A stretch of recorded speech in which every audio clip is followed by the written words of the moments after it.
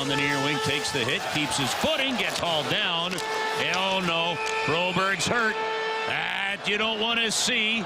The way he got hauled down was awkward. And Broberg in some real pain now in front of the Zamboni doors with 12:58 to go in the second period. Well, the Blues holding their collective breath right now. I mean, the injury bug is mounting, and he's been your best player since the start of the season. Ray Barilli's on the ice, and he looks like he is in excruciating amount of pain. That's what it sounded like on Saturday night as the St. Louis Blues get a win, but it didn't feel that way after the game as Philip Broberg goes down, was in serious pain. That is what it sounded like on the broadcast right here in your home of the Blues, 101 ESPN. With Alex and T-Bone, I'm BK. Alex, unfortunately, the story of that game was Broberg going down with an injury. We do not have an update on this just yet. Blues have morning skate today, so hopefully we'll get a bit of an update. The only real update that we had, and it's not anything... It's not anything definitive. It's from Jeremy Rutherford, who tweeted out earlier today that the Blues do not expect this to be as significant as it could have been. That doesn't mean a lot, though, man. It could be a month, could be more than that. We don't know how long Broberg's going to be out. It looked really bad, though. And, Alex, this is the kind of injury for me that makes both the short and the long-term outlook for the Blues more cloudy. Yeah. Because Broberg was the one thing that I can really point to and be like, hey, look, I like Holloway. I don't know what he is long-term. It's entirely possible on a championship-caliber team. That's a third-liner, which is good. You need those players, but it's possible you just got a nice third-line winger. Matthew Joseph, same thing. Like adding him to the core, does it really change your championship outlook? Not sure.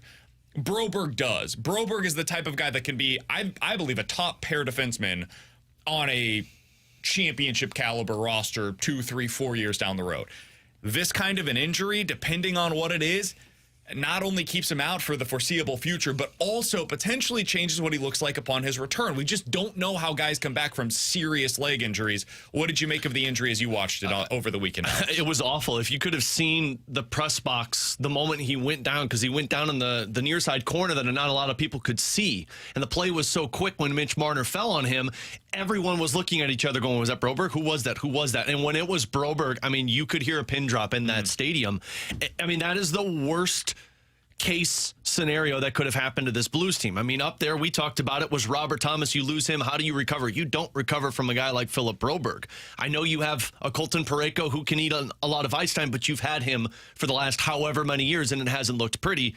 That was not only your hope to kind of fix the now, but it was also the optimism for the future. And I'm the same as JR. I've been told by a couple of different people around the Blues that it's not. Oh, wait. Are we getting an inside report it's from not really Alex an Ferrario? inside. It's going to sound like I'm copying Jeremy Rutherford's tweet, but I have. Well, what did you hear? Come on, we're waiting on bated breath. I've been told it's not as serious as they originally thought. Okay, what did they originally think? Well, what does that mean? I mean, everybody at home was originally thinking the same thing. Oh, that was his MCL, his ACL, his ICL, and every CL possible in his kneecap. So it's not that? You hope it's not that. But I say that, and we could see a press release. But I've been told that it's not as severe as you think. There we go.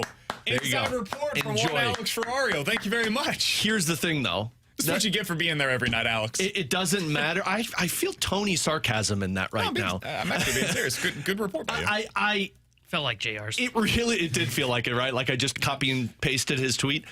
You wouldn't be the only one that does that. I almost said the name of who we were all thinking. Who are you guys thinking of? We'll keep pushing. It really doesn't matter if it's not as severe as you originally thought because it's a knee. And Joey and I were talking about this on the broadcast, and it sounds awful to say, but I asked him, what would you prefer as a hockey player, ankle or knee? And Joey said, ankle. Because like the ankle, even if it's a sprain, you know it's going to take some time, but when it heals, there's so much padding around it that you're able to recover with it. With a knee, that's everything. And so this is just rough for the Blues, and it sucked in the moment, not so much because of the now, but more so like, how does this impact the 23-year-old defenseman that we're viewing as a potential number one defenseman? So this clouds up everything, because this season could continue well. This season could go down fast.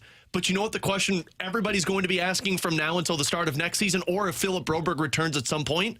Yeah, but is he the same dude? Because when you have these injuries, one, you're never the same. Two, you're always cautious about that because for a knee, you don't want something to pop back up. So I'm really hoping that this was one of those things that it's just like, hey, he avoided the worst case scenario, and now it's just rest to let it heal. But we'll wait to find out when the Blues announce it. The other problem, and again, somebody on the text line said, you guys are acting like he is paralyzed, he's going to be fine, sky isn't falling. Agreed. They avoided the worst case scenario, according to our Blues insider right here on BK and Ferrario. That's the insider Alex news. Ferrario says that the Blues are not expecting this to be the worst case scenario. Great. Also, there are real questions about what this is. We don't know. And what the long-term effects are going to be. I'm always concerned about knee injuries. How many times have we seen this with guys? Robbie Fabry's the first one that comes to mind immediately for me. Two of them. He was one player beforehand, and then he became a completely different player after. Has made it into a nice, solid career for himself, but not the same guy that we saw. And it took a really long time for him to get back on track. And to your point, Alex, there's always the risk of re-injury as well. Look at Oscar Sundqvist, same one. Broberg is known for his skating ability. That's what makes him special. That is his trump card, right? You always want something. If you have a guy that can be an elite level player, what is their trump card ability? All of them have something that you can point to. For Broberg, it's the speed. It's the skating ability. What does that look like coming off of a potentially serious knee injury? That was the immediate thought that came to mind for me on Saturday as I was watching that is, oh no. Not just for this year, because I've been on a different side of Alex of this year is what it is. We're going to learn a lot about these young players, and I'm happy about that. And I find the team to be generally pretty pleasing to watch on a night-in, night-out basis. Maybe less so now. So that might change. But previously, it was a more enjoyable product to watch. But if they lose a bunch of games because Broberg's out, so be it. And you get a top draft pick, whatever. Long term is what my real fear is with this, and that is what came to mind for me. T-Bone, what came to mind for you as you were watching this over the weekend? It just makes it feel like it's kind of a, depending on how long he's out, but it does start to feel like this season can be a little bit of a lost season in the retool because you don't get to see Broberg. Now, I feel like we already feel like we know what you have in Philip Broberg, but now there's a question mark to your point of how does he recover and what does a potential major knee injury do for him in the long term. You're without Robert Thomas, so you don't get to see if he can repeat what he did a season ago. And without Robert Thomas, now you've got more guys playing up in roles that they're not really suited to play up in. Now you don't really have a center on your roster, but that we already knew. But you don't have a Jake Neighbors that plays with him, and you can say, okay, his Neighbors a first-line player that can be with Robert Thomas. Is that the pairing moving forward? To me, it's starting to kind of fall into, depending on how long Broberg is out, and honestly, it might already be into that category now that he is out. It feels like you're starting to see a lost season here in this retool to where you're not going to get a lot of answers when you had some pretty big questions that you were hoping to have answers for coming into by the time you get to the end of this season. We do have an update from practice today. Matthew DeFrank's tweeting out the morning rush lines, Alex. Saad, Booch, Neighbors is your top line. Holloway, Shin, and Kyrou. Torpo, Foxa, Bolduc, Texier, Sonny, and Walker. Those are your four lines. And then defensively, this is where the real change comes in, of course, because of the injury with Broberg. Suter, Parayko still your top pair, and then it's P.O. Joseph. It's on the left side with Justin Falk, and then your third pair defensively. Whoo, buddy. It is Scott Perunovich with Matt Kessel. There's really nothing to say about those pairs. It's not an ideal situation. You can look at those however you want. I think you're going to be seeing a lot of what we saw versus Toronto, or you're going to be seeing Colton Parayko, Ryan Suter, and Justin Falk eating 21+ minutes. And I mean, those guys played 79 minutes combined between those three in regulation. Colton Parayko nearly played 29 minutes. So I'm sure there's some out there that are probably typing on their computer right now, well, this is another shot for Scott Perunovich. Maybe, in my opinion, he's used all of his trump cards. This is his he's past the old. Well, now he has an opportunity to capture this roster spot. If anything, you're probably performing for another team at this point because when Nick Leddy comes back, you're imagining he's going right back in.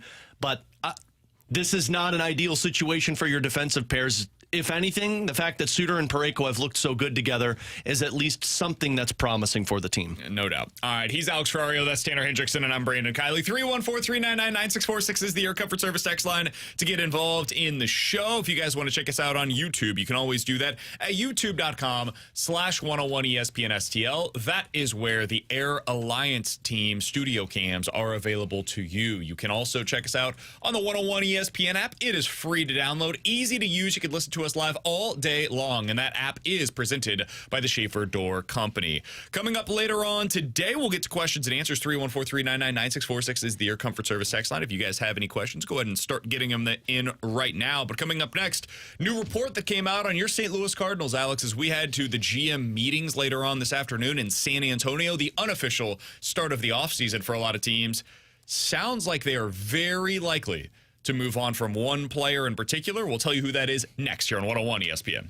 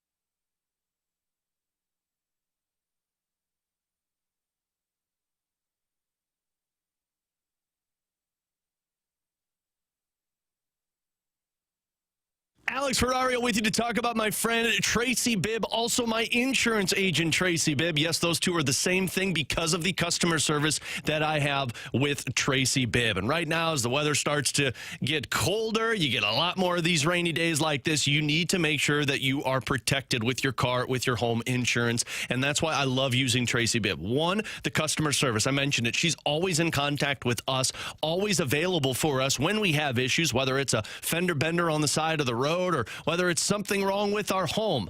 Tracy's there for us. You give her a call, you tell her, she's able to solve that issue for you right away. A great story. My brother-in-law about a year ago had flooding in their basement. They had to wait 7 days before their insurance agent finally got back to them with a resolution. That's not the case with Tracy Bibb. Then on top of that, she's also saving you money, checking for the most competitive rates possible. So give Tracy a call today. Tell her Alex Ferrario sent you. She'll walk you through a free non-committal quote. Super simple. 314-328-4260. That's 314-328-4260. It's no fib. You're always in great hands with the Bibb.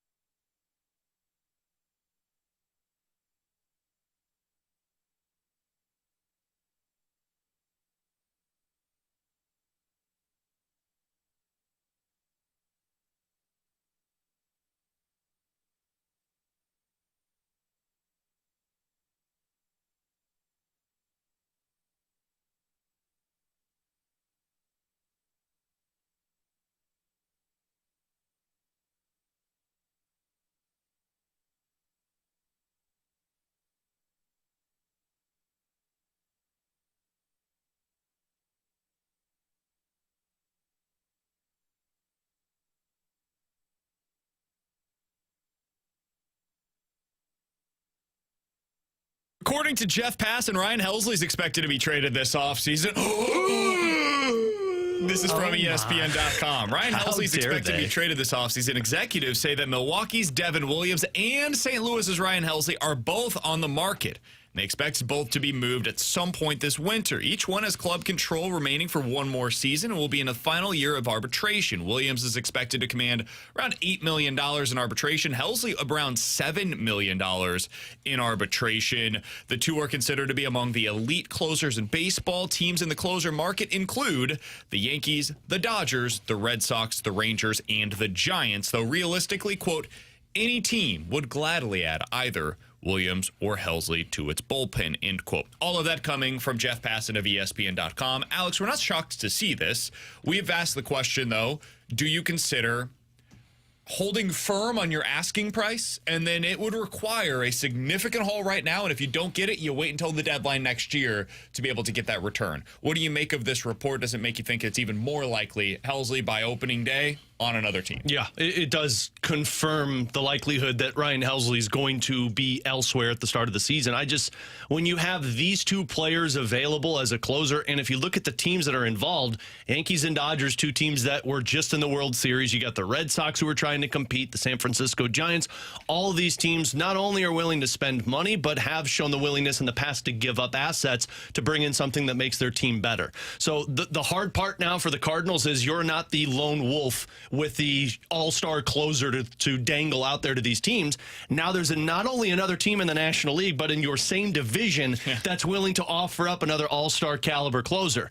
Now, I don't really know if I'm a team the differences between these two. I think Ryan Helsley's got more elite stuff as a closer than Devin Williams, but Devin Williams has shown the ability to do this longevity-wise. So if I'm the Cardinals, I have my mind set on what I want in the return for Ryan Helsley, and it's high. But if these are the teams that are in the market for it, I have to trade Ryan Helsley this offseason no matter what. Yeah, I think when you look at the Devin Williams situation with Milwaukee, I think you kind of wait and see what Milwaukee does first. Interesting. I think I want to be the team that trades Helsley second for two reasons, really. One, I want to see what they get and then see if you can top it with Helsley, because I wonder if he's going to carry more value than Devin Williams. Because when you think of Devin Williams, like his ERA has been better than Ryan Helsley, but Williams also missed a lot of time last year due to a back injury. He's had weird moments in his past, like punching a wall and breaking his hand before a playoff series, while also realizing that he blew a big game against the Mets in the playoffs last year as a closer. Ryan Helsley, we've seen, did have the weird thumb injury, dealt with an injury in 23, but is coming off a fully healthy season and was just unbelievable, was fantastic. So I want to see Milwaukee trade Williams first, and it's to either A, look at their return and see, okay, that's both the structure of what we want to do if we're going to do this in the offseason, and if not, do a little bit better than what Milwaukee did. Or B, you see what Milwaukee does with Devin Williams. You go, ooh, there's not a lot of value with closers on the market right now. Then maybe you consider the possibility of, okay, Milwaukee didn't get a lot for Williams. Probably means we're not getting a lot for Helsley. Let's hold on to him and carry him into the season and wait until the deadline. I think the overwhelming likelihood is they're two very different deals. That's why I don't really care what the Milwaukee Brewers end up getting for Williams. I think the Brewers will likely prioritize close to major league level talent. Agreed. So what they did last year with the Corbin Burns deal, right? Or not the Corbin Burns. Yeah, the Corbin Burns deal. They ended up trading him to the Orioles and got a major league ready infielder and a major league ready starting pitcher in return for Corbin Burns. That was the crux of what they ended up getting. I think they're going to try to do something similar this year with Devin Williams. Well, they're probably going to go out there and, like the Orioles, for example, just to name a team, could use another closer, could you use another high leverage reliever. Maybe they say, hey, we've got 15 different position players that are on the cusp of making it to the big leagues. We can't have all of them here. They can't all play for us. Which one would you like? And the Brewers say, we'll take this guy. He's ready to go at the big league level. He can start for us. And they go ahead and put him into their starting lineup next year, and boom, you're good to go. I don't think the Cardinals are going to operate that way. The Cardinals might say, you know what? We want a guy that's in high A ball, that we project to 3 years from now be a top 50 prospect in Major League Baseball. But right now, because he's so low, because he's so raw, he's going to take a little while to reach the big leagues, and some of those players end up being the ones that really hit at an extremely high level. I'm thinking Yordan Alvarez. I'm thinking Fernando Tatis Jr. When they get traded very young, they hold less value across the league, and then over time, as they continue to develop, you might get an even bigger return. Higher risk, potentially higher reward. That's what I would be doing with a deal like this. I don't care about a guy that's potentially going to come in and help us in 2025. I might have a year ago. Right now, it's not where the Cardinals view themselves. Right now, whatever the highest upside is that I can get in return for Helsley, that's what I'm going out there to try to get. And that's my mindset, too. I don't want to wait and see what another team does if I'm the Cardinals, because I know how the Cardinals operate. Then you get a little bit scared, and you're like, oh, man, the return's not what we thought. Let's keep them and trade them at the deadline. And then next thing you know, 1 month into the season, Ryan Helsley's hurt, and then you have no value on that. That's the fear, to whereas I operate as a individual team that has an all-star closer, where I go to the market and say, this is what I want. I want a high A ball, a young player that has the potential to be something of substance for me. Not now, not next year, but 3 to 4 years from now. That's where I'm looking to trade Ryan Helsley. And that's why whatever Milwaukee does with Devin Williams, fine. You guys do your own business. I want something now, and I don't want the fear factor setting in of a front office saying, oh, man, Devin Williams only got this in return. Do we really want to give that up? No, I think we should keep him. No, I think we should make him a starting pitcher. Somebody smart on middays and one ESPN said that they should do that. They would never say that. And then the dude goes out there and then, shoulder, and then now there's no value. Get it now. 314-399-9646 is the Air Comfort Service text line. This one comes from the 314. Guys, I just want to send Helsley and Arenado to the Dodgers and get the most that we possibly can.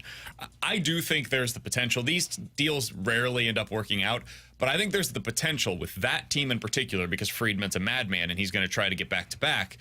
There's the potential for a mega deal with the Dodgers, where they trade for Sonny Gray, they trade for Nolan Arenado, and they trade for Ryan Helsley. Hot damn. I mean, can you not see something like that? What do you ask for in return then? I don't know, because it's a ton of salary that you're unloading. Yeah. Maybe because you're getting... Because Helsley gets you a big return. Yeah, Tommy Edman.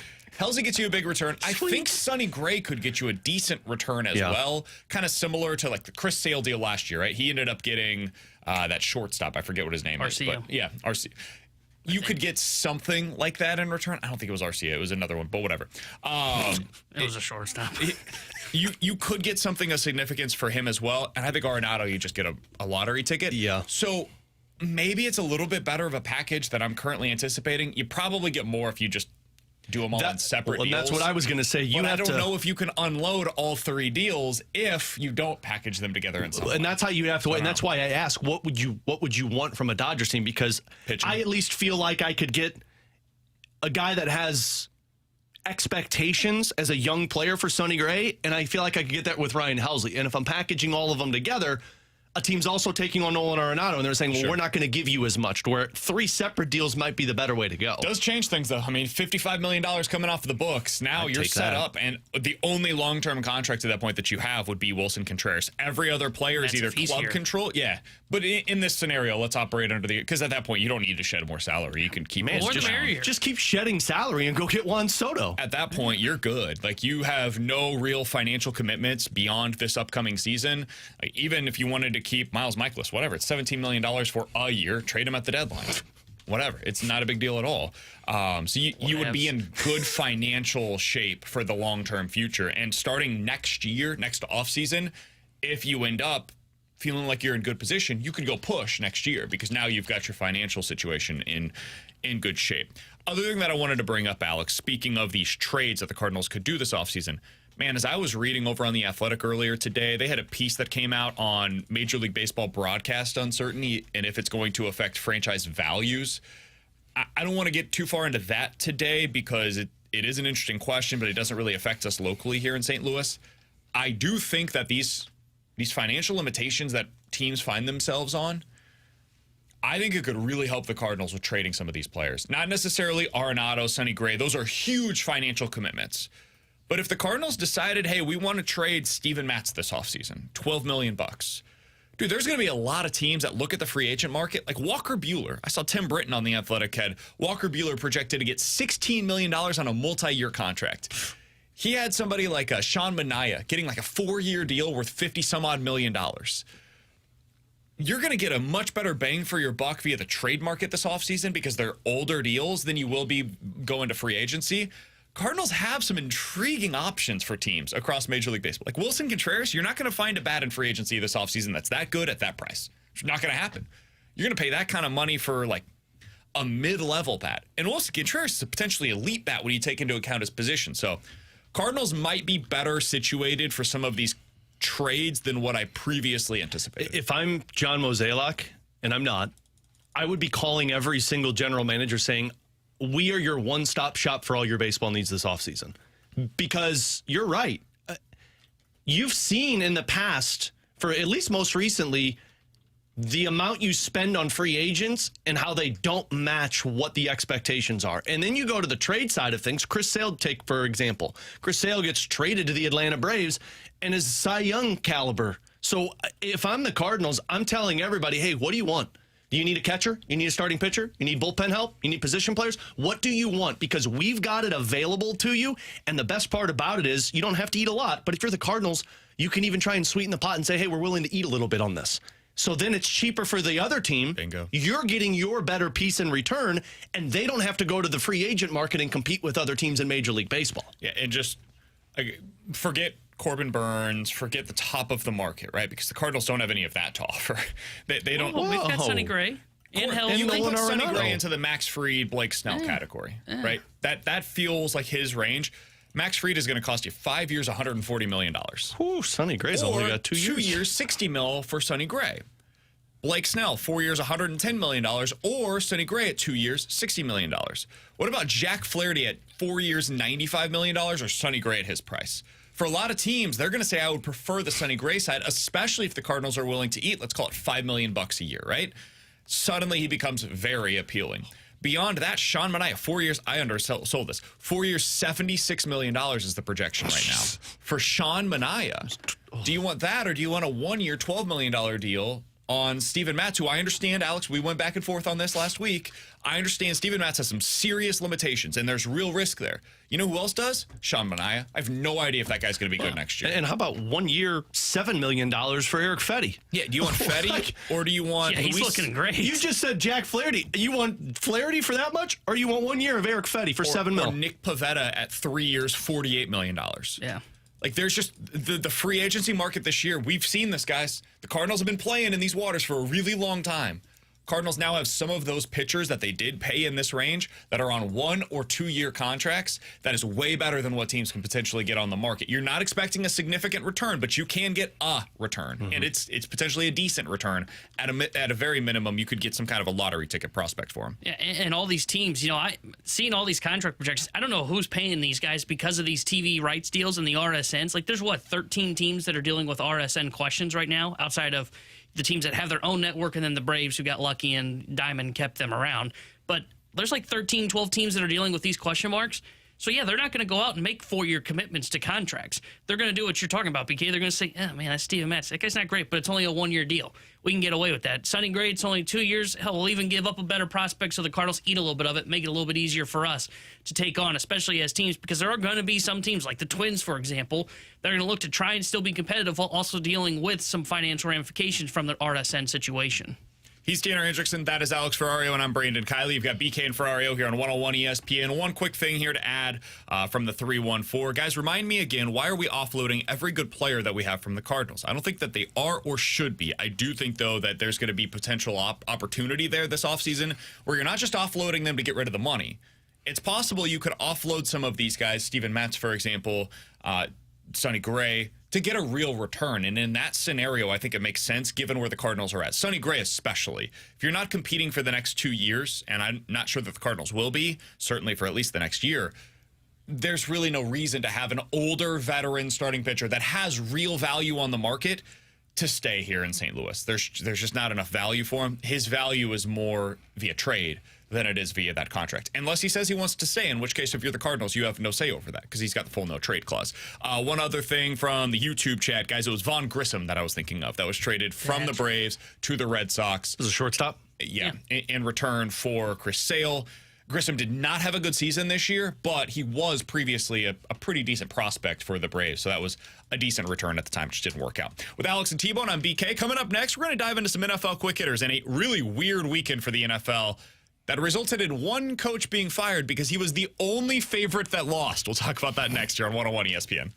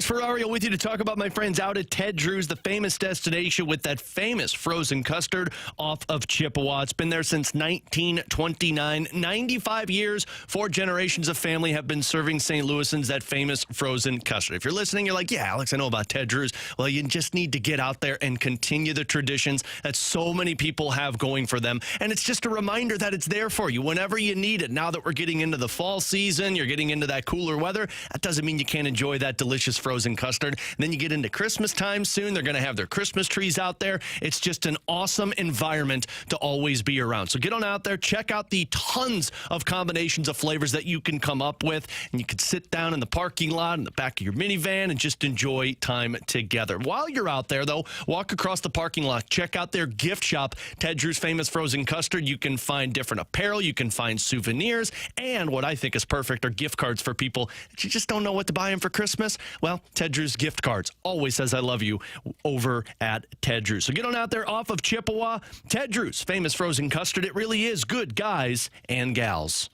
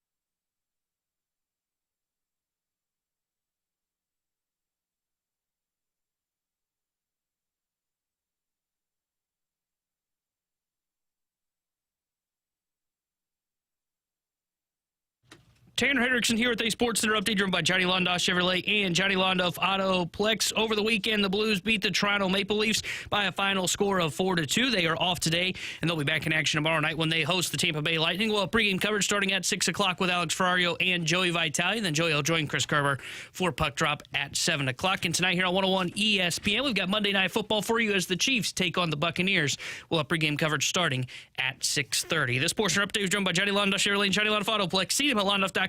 Chevy, together we drive. Are you kidding me?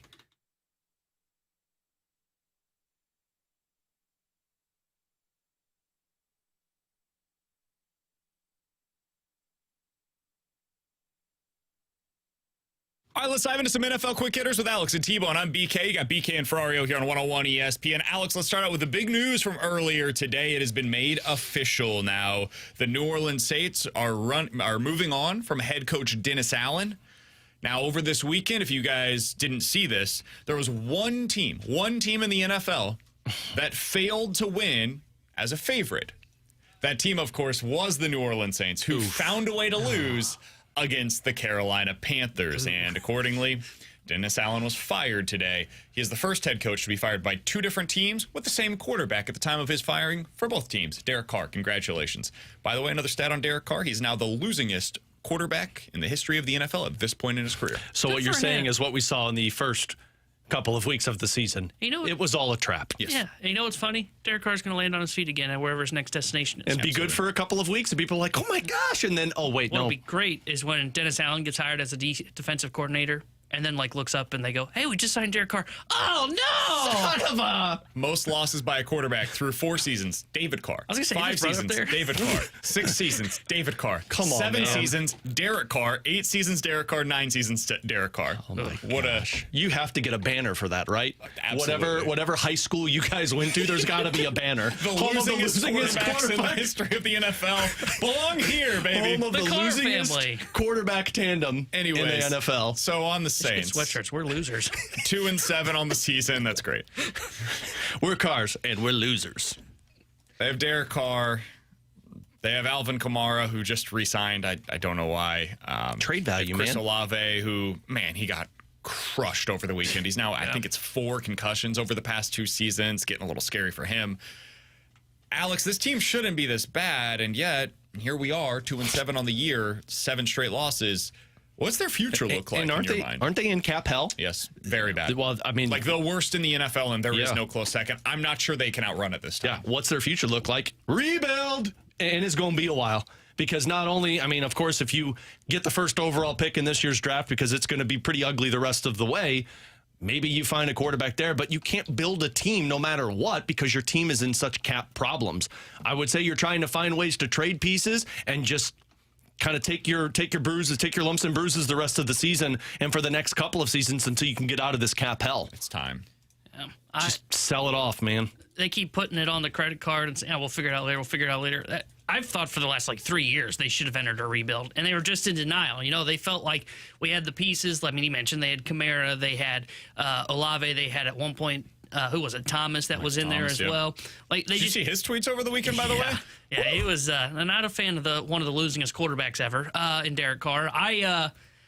I've always thought that they were about 3 years ago should have entered this rebuild. Basically, about the time when I started with you guys on the show, I remember saying at one point, "Hey, why are the Saints still adding pieces to this team? Because they're stuck in mediocrity. They're just kind of keeping this alive because their division was bad at the time. But now you're seeing teams like Atlanta, and you're looking at Tampa Bay, and they have a direction with where they're going. And the Saints just keep saying, we'll figure it out later. We'll figure it out later. It is time to tear it down to the studs and go into just a brutal rebuild." I mean, you have at least 2 pieces. Now, the Kamara contract obviously makes things a little difficult, but with Kamara and Lattimore, at least you've got 2 pieces that could get you something at this trade deadline and then at least clear some of the landscape. I don't think they could trade Kamara at this point because of the Because of the cap contract, implications, yeah. because of the contract. I do think Marcus Lattimore is probably going to be dealt, though, and the Chiefs appear to be one of the front runners to potentially trade for Marcus Lattimore for what it's worth. That was reported over this weekend. It wouldn't make me upset, I'll tell you that I much. just saw something that Tyreek Hill's coming back too, man. Yeah, it's fake. I don't know why we do this. BK quote tweeted it, and it was like, at MD NFL bets or something like that. It's so stupid. Like, guys, we got to be smarter than this. This ML football, this aggregation thing. Breaking, the Chiefs are strong favorites to trade for Tyreek Hill per Bovada. I wouldn't First be mad of all, about it. Bovada's a fake, like, it's an offshore betting site, and their maximum dollar figures that you can bet on something like this is like $5.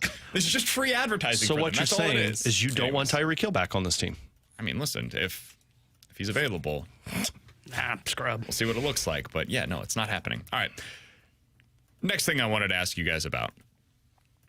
The Chiefs and Ravens appear to be the top 2 teams in the AFC right now. Who's third? I'm just going to, open-ended I question plead for the ya. 5th. I plead Who the 5th. you got as number 3 right now? Because those 2 seem pretty clear to me. Houston, No, Pittsburgh, I'm done with Houston. I'm not falling for this Buffalo. anymore. Cincinnati. I would say it's Buffalo because I don't buy Cincinnati. 1 week they're great, another week they're not. Again, I've said it all season. They can't get both sides of the ball lined up in the same type of game. I would say Buffalo, but that Buffalo game didn't look pretty. Now, I know they were without Amari Cooper still.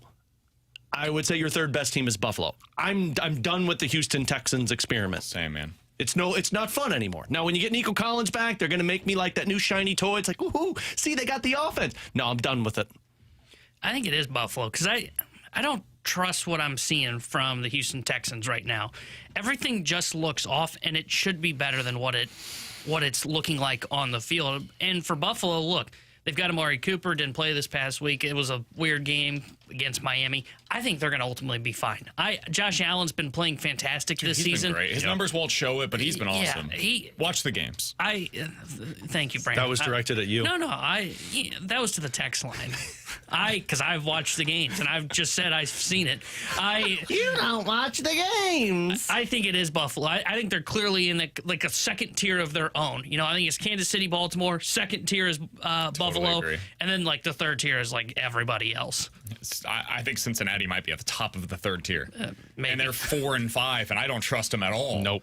Joe Burrow's furious at everybody on the sidelines this past weekend because Jermaine Burton, their rookie wide receiver out of Alabama, apparently missed the walkthrough, no call, no show to the walkthrough on Saturday, and then showed up in pajamas and was benched accordingly. Right. Ezekiel Elliott has just given up on those things. What are we doing? What a weird weekend, man. Zeke was just like, I'm done with these practices. You use me in the red zone, I'll be there. Weird weekend for sports news. Yeah, The Ezekiel Elliott thing. The Bears Jermaine corner. Burton. The Bears corner. Bears corner goes AWOL for I'm apparently upset that I 6 got minutes. benched. But Yeah. apparently there was that Courtney Cronin had the report that came out after the Jay Glazer one, which of course got less headlines. And she said he left practice for 5 minutes essentially to cool down because he was mad, and then came back to practice right afterwards and was there for essentially the rest of it. And he missed a series in the game. I just hope the coach treats it like my 2-year-old daughter. It's like, oh man. Then beyond that, you had the weird stuff with what was it? Joel Embiid, where he's pushing a media member in the locker room. He took a swing at him. I saw that was fake. Oh, it was? He apparently just pushed him. Not great. You can't do either. And then Jason Kelsey. This one I felt like was justified. Yeah. At a Penn State game, guy says a homophobic slur about his brother. He has a beer can and A box in one hand, finds a way to then grab his phone and smashes it on the ground. Dude, Just a weird weekend. I'm sorry, though. The video of that phone smashing, you could just hear it was an iPhone and just the glass shattering everywhere. Yeah, a lot of stuff going on over the weekend. All right, last thing here. Kind of a follow-up to the last question that I asked you guys. As of today, if I presented you a bet, let's say they had this on Circa, Alex, Circa Sports in Illinois, download the app today. And on one side of the bet, these are even odds. One side of the bet, you can have either the Chiefs, the Ravens, or the Lions. You have all 3 teams to win the Super Bowl. Or on the other side of the bet, you have the other 29 teams in the NFL. Chiefs, Ravens, Lions, or the field. Yep. Which side do you think is more likely to win the Super Bowl? Chiefs, Ravens, Lions. I think so too. And honestly, I'm taking the Ravens out of it until I see it with Lamar Jackson. You could just go Chiefs and Lions, and I would take those. Wow. The Chiefs just are that team that even though they don't look that sexy right now, you know that they know how to flip the switch when you need to. And there is not a better team, in my opinion, in the NFL than the Lions. They've got everything. So I would say those two, but because I have the field with the Ravens, because I do like the Ravens offense, I just don't trust Lamar in the playoffs. Yeah, I would take those 3 teams as well. I mean, I just don't see anybody better in the NFC than the Lions, and I thought the Lions were going to take a step back when they lost Hutchinson, and it's not. That hasn't happened at all. And I think they're probably going to add somebody at the deadline to help them. Now, nobody on Hutchinson's level, but they're going to get some reinforcements, I believe, at the deadline. And then in the AFC, look, I think Baltimore, this will be their best chance to do it. I mean, they've got one of the best offenses in football. But you're right on the Chiefs. They're like sleepwalking through the regular season, and somehow they're undefeated. Kansas City, to me, is just the team that I know is going to get back to the Super Bowl because Mahomes is going to wake up when they get to the playoffs. So, yeah, give me those 3 teams. And they're probably going to trade for Marshawn Lattimore, and it's like they're just going to be the team that's there at the end. Yep. They're pushing to get this three-peat. Brett Veach, typically, his big in-season acquisitions are Kadarius Toney and McCole Hardman last year, bringing him back. Typically kind of a third-tier player where it's like, hey, this guy could be a helpful piece. And Terrell Suggs a few years ago was one of those guys. It's typically some kind of a pass rusher like a Josh Uche. That's who they brought in this year. And he's like the 3rd or 4th best player they potentially trade for this season. It'd be interesting. All right. 314-399-9646 is the Air Comfort Service text line. Coming up next, we will hear from you guys via questions and answers. And we do have an update on Philip Broberg on how long he is expected to be out according to the team. We'll give you that next year on 101 ESPN.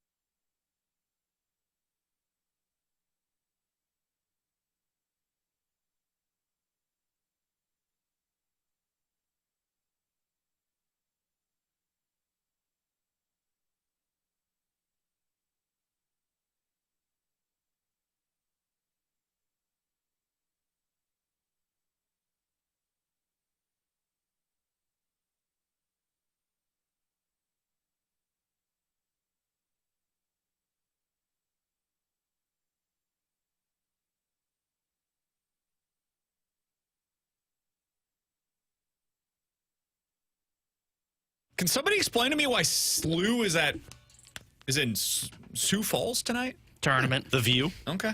Actually, I have no idea. Sioux Falls. Sanford, site. Pentagon. Sioux Falls paid a lot of money. Sioux Falls, South Dakota. Oh, man, I've been to Sioux Falls. Let me tell you what's have there. too. Nothing. Yeah. That was a really awful bus ride back in Actually, Lindenwood. now that I say that, is Sioux Falls home of Corn Palace? Is that right? Look that up. That sounded like somewhere. You want me to get my research team on that? Yeah, Honestly, do you want me to just Google Corn Palace? Search Corn Palace for me. I apologize. I got distracted during Corn the break. Palace. We were There's talking a, about There's a basketball. place called Corn Palace in the Dakotas, and it's got a basketball gym in it where they play high school basketball. And there's a famous NBA player that went there. At Mitchell Corn Palace in Is that his South name? Dakota. That's the name of this place, the Corn Palace. I was going to say, because what an awful name if his name was World's Mitchell Corn only Palace. Corn Palace. All right, is there- Multi-purpose arena located in Mitchell, South Dakota. Is there corn That's around not it? Sioux Falls. No, it's like made of corn. The palace is made of corn? Well, that's it's made kinda of like brick, and then they put like cool designs on it with corn. You didn't go there? You said you didn't. You said that as if it was a surprising discovery. no, Well, I just we went assumed to if you an go actual I just college assumed if you stadium. went to South Dakota, No, you you hit just- like the 4 things that they're known for. You just sold it. while you're Corn driving Palace. through the middle of nowhere. You just sold it as it was built out of corn. And I said, really? You go, no, it's made out of bricks, but then they got like pictures of corn Well, I on don't the remember walls. what but it's not. It can't be held up by corn and be blown You said over it by was the wind. made of corn. All right. So we do have some actual news to discuss. According to Corn Jeremy Palace. Rutherford, Philip All right. Broberg is expected to miss the next 4 to 6 weeks with a lower body injury. That is all the update that we get in the NHL because we don't do specifics there. You're welcome, Alex 4 Insider. to 6 weeks, lower body injury. We'll see how serious it is. 4 to 6 weeks is a lot better than what I was anticipating. Yeah, and I mean, look, it literally says 4 to 6 weeks. So that could be he's going to get reevaluated in 4 to 6 weeks, and then they determine it could be that in 4 to 6 weeks he starts skating. I hate that the NHL doesn't provide any more information on things like this because I am curious, like, what this was for Philip Broberg. But, I mean, look, anything that's less than the season is a win. Now it's just a matter of how much does this impact his play when he returns? Is this like, hey, he'll be back at 100% in 4 to 6 weeks when he comes back? Or is there a chance of re-injury? Those are the things that I'm a little curious about. All right, 314-399-9646 is the Air Comfort Service text line from the 314. Are there any players that you would consider to be legitimately untouchable for the Cardinals this offseason? Let's talk about the players on the big league roster because they're not trading from the minor Got to start with leagues this superstar offseason. Mason Wynn. I would not trade Mason Wynn. I'm not trading Jordan Walker because I don't think there's any reason to do so right now. His value will hopefully never be lower than it is currently. Those are probably the two that are legitimately untouchable for me. Yeah. I wouldn't want to trade Brendan Donovan or Nolan Gorman or Ivan Herrera, but in the scenario in which you could get like a serious package of a young star, like if it's not going to happen, but if Vlad Guerrero Jr. was made available and you're like, hey, that guy's going to be a part of our core for the next decade, yeah, I'll start talking about players that I otherwise wouldn't be. Yeah. But the two that I'm not trading in basically any scenario, Walker and Wynn. Yeah. Part of me was like, man, I think I'd put Brendan Donovan in that list, but you're right, man. As much as I'd like it, he is 27 years old, and by the time you're hoping to compete again, who is he and how does he fit into your timeline? So, yeah, I think it would just be those two. There's nobody on the pitching side. Yeah, no, there's no pitcher that's untouchable, in my opinion. I would say Walker, Wynn. That probably is it. I mean, I think there's a conversation to be had around like Gorman, quote unquote, is untouchable because to your point on Walker, my hope is that his value is never lower than what it is right now. Same with Burleson. Donovan, I think, is in that point where to me, he's untouchable. Nootbaar is available to me. He's like the one guy of the core that I still would be willing to listen on. Same I with think all the your value's gonna be catchers. there, too. Yeah, exactly. But I think some of these are untouchables because I would never move them, and some of them are untouchables in air quotes because there's no need to. All right, let's go quick hitter style here for questions and answers from the 314. Guys, what are you expecting from Mizzou tonight on the road at Memphis? Honestly, they are the biggest wild card that I've ever known and honestly, I don't know how much you could take away from it too. I think you could take a decent amount away if they win. Even if it's the early portion of the season? Yeah, just Memphis because it'll typically tell good. you that they're at least a respectable program, which wasn't necessarily the case a year ago, and you could see that pretty quickly. Like, they got blown out in this game. last year. Yeah. Every team that they went up against that was worth their salt, for the most part, they lost against last year. So I think you can take a little something out of this game just because it's a sign that it should be getting back to being respectable. I have no idea what this team's going to be like, though. And I don't know half the players on the roster. More than that. It's like 8 of the 15 guys that are expected to be a part of the rotation were not here a year ago, and a couple of them barely played last year. This is the reality in college basketball nowadays, is everything changes year to year. So I don't know what to expect. I would predict them to lose in a close game. I'm more excited for the Billikens at the Corn Palace.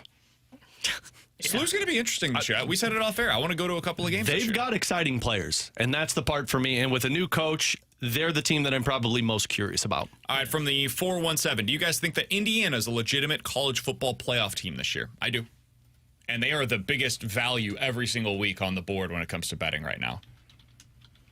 Yeah, I think they're a college football player. I think they only got really one tough game left, and that's Ohio State. Outside of that, like every other game, they should be favored. If your only one big loss is to Ohio State, you're going to be in contention for a playoff I think spot. you get in. Yeah, I would think so, The thing that's going to too. be fascinating this year, and we talked about it a few weeks ago, how does the committee view the championship games? Like if Indiana ends up losing to Ohio State, and they have one loss on the season, I guess they would probably end up not getting in because then Ohio State would have the tiebreaker over them. But that could be a blessing in disguise. Yeah. And then Ohio State potentially loses that game again against Oregon. Does Ohio State get in with 2 losses, both of them coming against Oregon? I would say probably yes. But how do you view Ohio State versus Penn State? If Penn State has the 1 loss, Ohio State has the 2. Ohio State has the head-to-head victory, but has the 2 losses. I don't know, man. It's going to get really interesting. Is Ohio State, maybe they don't fall out of the playoff completely, but maybe now instead of hosting a playoff game, they now have to go on the road again to whether it be Penn State or Indiana, and that just seems absurd to me. When your 2 losses are to the best team in the country, and here you are as like an 11 seed having to go on the road and potentially even like going to an SEC school too. And T-Bone didn't want a 12-team playoff format. Well, this is the good year for it. This is why it's exciting, though. The championship games are stupid to have now, though, if we're just being honest. I don't disagree with you on Especially that. without the divisions. Yeah, Now that you have no divisions and you have this 12-team playoff, you should just eliminate that. And if we're just being honest, probably go to a 16-team playoff. Sure. Because then you just add in the extra week of TV revenue, because that's why they don't want to get rid of it, because it's such a big moneymaker. Well, what if we added more teams to the playoff, added even more money to that pot? Now there's just more money to go around for everybody. Real quick, I have an actual quote from Drew Bannister, if you'd like me to read it for you. So Insider. This is... Insider. There you go, BK. Ferrario. I'll tweet it out after this one next. Quote, I'm happy that he's going to be back. It could have been worse, but it isn't, Bannister said. It was playing really good hockey, and now it's just let's get him back on ice, back to game speed, and that's going to take a little bit of time, but we're excited to have him back sooner than we originally thought. Cool. So Says he's they're not happy saying with the what it is. prognosis. No, they're not telling you what it is, but it definitely doesn't sound like 4 to 6 weeks is a reevaluation like Robert Thomas's is. This sounds like 4 to 6 weeks is expected to be back on ice. All right, coming up next, this is the market that the Cardinals used to play in during the offseason. It's the market they should hope to avoid for the next 3 to 5 years. We'll tell you what that is next here on 101 ESPN.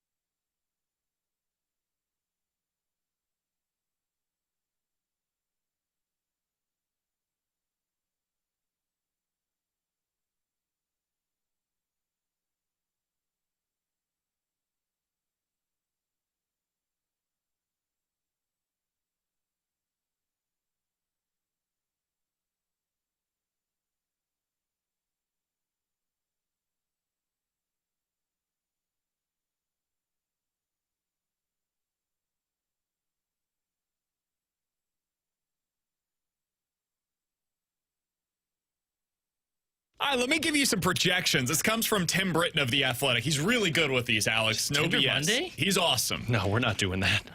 This is not the offseason for that, man. It's Yeah. really, it actually kind of, Yeah. if you want to get me emotional, You're going to make BK cry. talk to me about the Cardinals offseason not mattering when it comes to free agency. We could do it. We could do a Tinder Tuesday offseason edition, but try and Out of your match league other edition? teams to the people that you're going to trade your players to. Yeah, exactly. So here are some of the projections for the pitchers that are on the market this offseason. Now, the top of the market is not a place that the Cardinals typically go to. That's Corbin Burns. 7 years, $215 million is what Tim Britton is projecting for him. Beyond that, though, these are some of the places that the Cardinals in the past have considered. Max Fried, 5 years, $140 million. It's like a longer version of what they gave to Sonny Gray last offseason. Blake Snell, 4 years, $110 million. And then this is where we really start to get to, Alex, the market that the Cardinals would typically consider. Jack Flaherty, 4 years, $95. Sean Manaea, 4 years, $75 million. T-Bone's favorite, Yusei Kikuchi. Oh, yeah. 3 years, $63 million. That's 21 a year. For a man. number 4? Nathan Super Eovaldi, who slight. just declined his player option. 2 years, $45 million is what they're projecting for him. And then Bueller, $32 million over a couple of years. Severino, $15 million a year. Pivetta, a guy that I actually really like, $16 million a year for 3 years. And then Shane Bieber, who probably won't pitch for the majority of next season, 2 years, $30 million. Moral of the story, Alex. That's the market I hope that the Cardinals can avoid for the next 5 years. The reason why I say that is because they typically would go in and buy one of those pitchers. Maybe it's Yusei Kikuchi. Maybe it's Sean Manaea. Most likely it's somebody like a Nick Pivetta at 3 years, $48 million, $16 a year. Not going to break the bank for him. He comes in, he's like a 3 or a 4 for you in a good season. Instead of having Nick Pivetta at $16 a year, they need to have their version of a homegrown Nick Pivetta. The guy that, by the way, developed Nick Pivetta in Boston is now here. He was a part of the development. He was a part of getting Nick Pivetta to be the best version of himself in Boston. Now that you have Chaim Bloom in charge of this development process in the minor league system, you need to be developing your Severino, your Eovaldi, your Kikuchi. Go get that guy in your system. Have him for 5 years of club control at a super cheap price. Now you're saving yourself annually like $30 to $40 million in your rotation that you can spend elsewhere. Or if you just can't spend that money because of the TV rights deal for the next few years, great. Now you have that chopped off without actually having to hemorrhage money with your position players. That is something that this offseason and for the next 3 years should be the focus for the entire organization. Yeah, and that's where the frustration has come for Cardinals fans. At least I'm putting myself in that category. I mean, we were screaming all of this season when we're seeing more of Lance Lynn and Steven Matz. When you get a couple of starts from Michael McGreevy and you're like, wait a minute, like this actually looks good. Why are we not getting more of that? You bring up Nick Pivetta.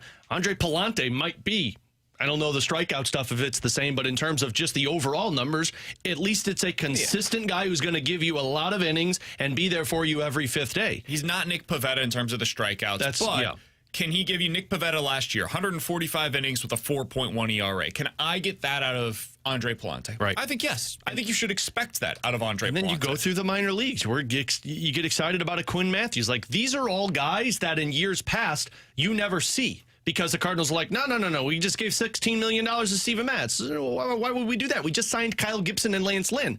Whereas rather than all of the money towards those players, Andre Palante, Michael McGreevy, these guys getting opportunities. Now, I know you need depth because you can't expect young players to have success right away, but that's where the development side comes into play. Or you're able to bring in a veteran on a low cost that can be that option if things fall flat. You brought up Quinn Matthews. Quinn Matthews should be for you what Yusei Kikuchi was last season. That's the goal. A 4.0 ERA, 175 innings, and struck out 10 batters per 9 innings. Good strikeout rate, upside is there for the potential to miss some bats, gives you a lot of innings, ends up having a above league average type of an ERA. That's what you're hoping out of Quinn Matthews. If he can give you that, boom, I'm saving $20 million a year by having Quinn Matthews in my rotation instead of going to market and finding somebody like a Yusei Kikuchi, or instead of having to go trade for the next Eric Fetty that can give me the equivalent of what Andre Palante or Michael McGreevy are.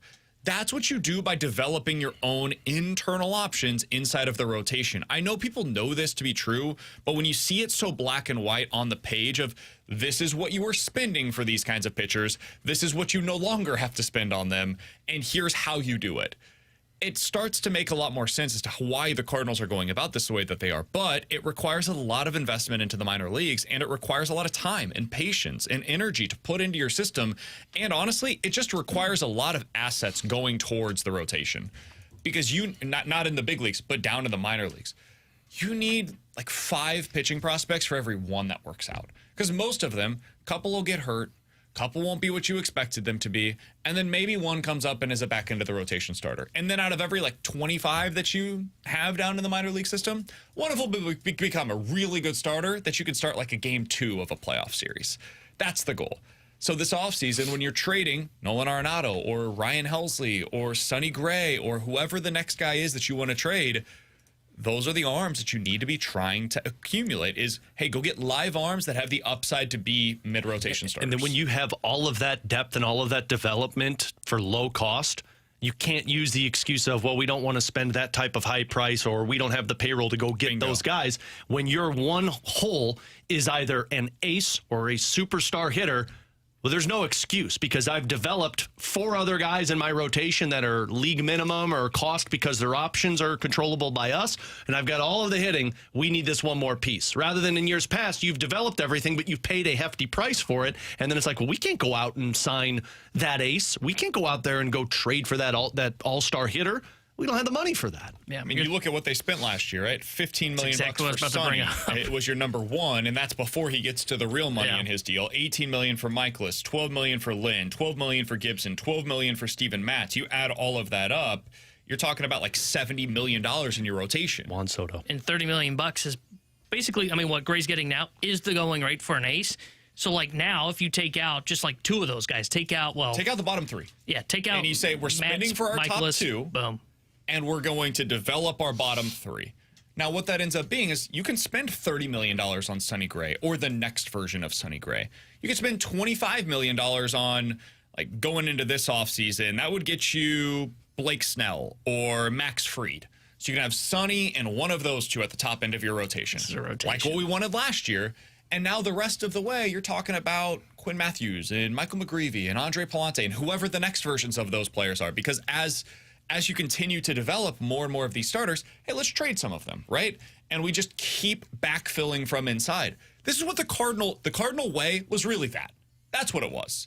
They could develop the back end of the rotation, add in front end starters, pay for those guys, whether it's guys that were already here like Adam Wainwright, or going out externally and getting somebody that could become that, like Chris Carpenter, and then you just keep things going.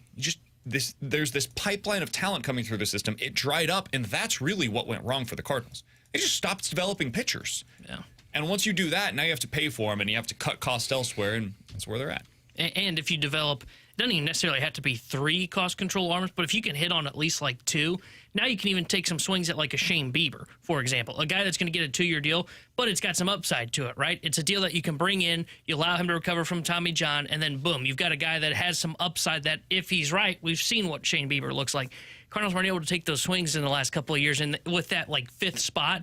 Why? Because they had to just fill it up with guys that they knew were going to eat innings. The whole reason for the Lynn and the Gibson being brought in. One other thing to bring up here on the position player side of things, Tim Britton, again, in his projections over on The Athletic, he does this annually, does a really good job. For the most part, he ends up getting shockingly close to what the contracts end up being with his projections.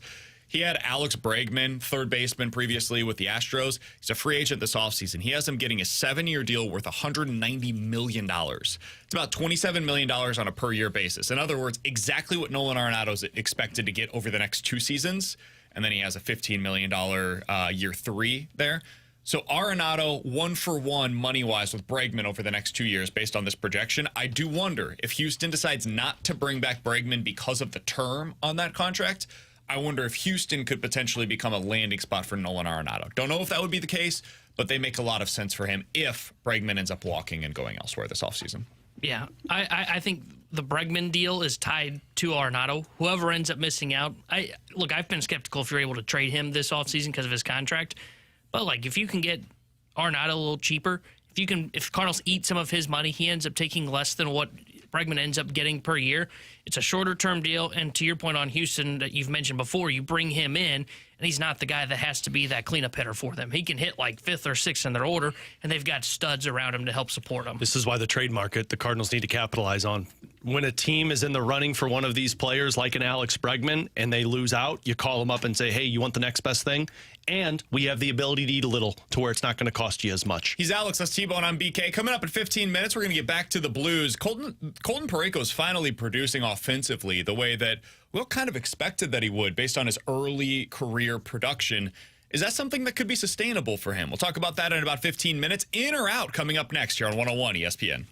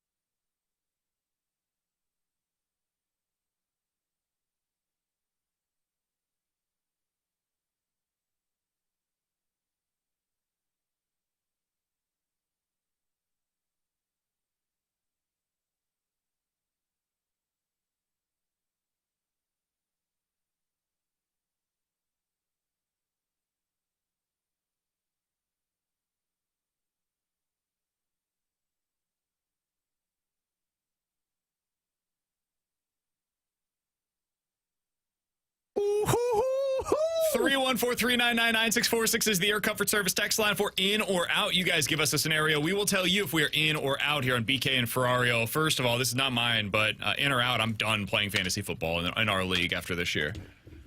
This is Does that mean dude. Tebow and I could be co-commissioners? Terrible. Be a hell of a lot better in league, I tell you that much. My team consistently puts up 75 points in our league. You know how You're hard- really bad. Like the average team puts up 100. A be really fair, good dude. week's like You 130. haven't been good yet in the 3 years we've been doing this. Your IR Well, could before put up. you came in, I finished like top 3 every year. Your IR could put up 75 plus points. You're not wrong. It's been bad.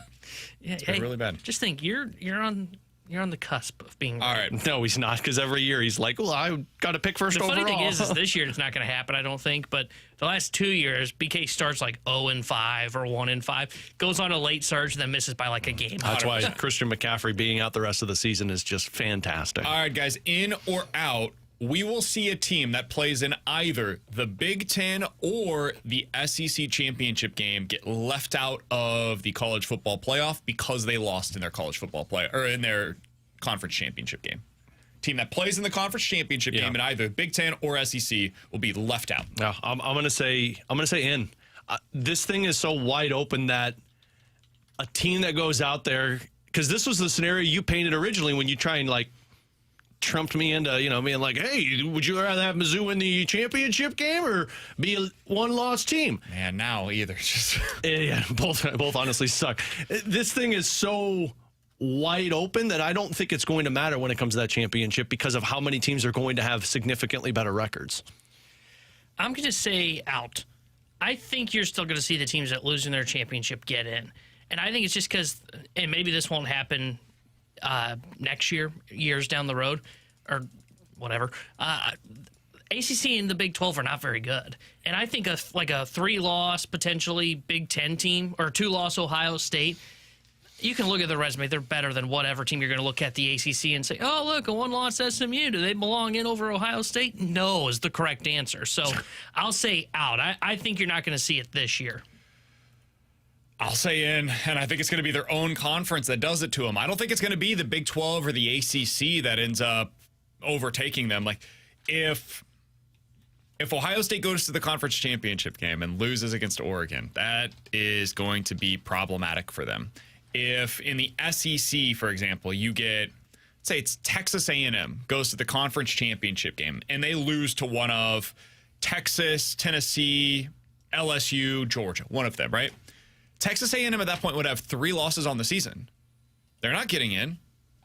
I mean, this is not going to happen. I want to make that very clear up front. If Mizzou wins out and has 2 losses on the season and they end up being head-to-head against Texas A&M, who beat Mizzou by a lot in the regular season, but Texas A&M has 3 losses on their resume at that point, it's not a guarantee that Texas A&M would get in over Mizzou, even though they should, in my opinion.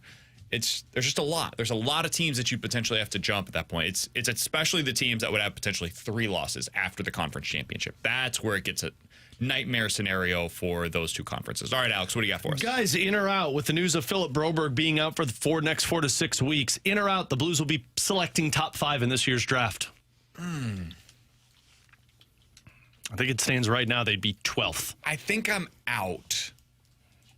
Top 5 is what did it for me, though. If you said top 10, I think I would be in. But top 5 feels aggressive. There's some really bad teams in the league this year, man. San Jose, Columbus, they're going to basically hold down the fort Watch in out, terms of 1 Columbus. through 2. Yeah, okay. Better record than you right now. I'll stick with what I said. Watch out for Columbus and San Jose. They'll be holding down the fort in the top 2 picks. Calgary started off like 4-0, and everyone was like, oh, they're going to avoid a rebuild. They've gone 1-6 in their next 7 games. They'll be up there, too.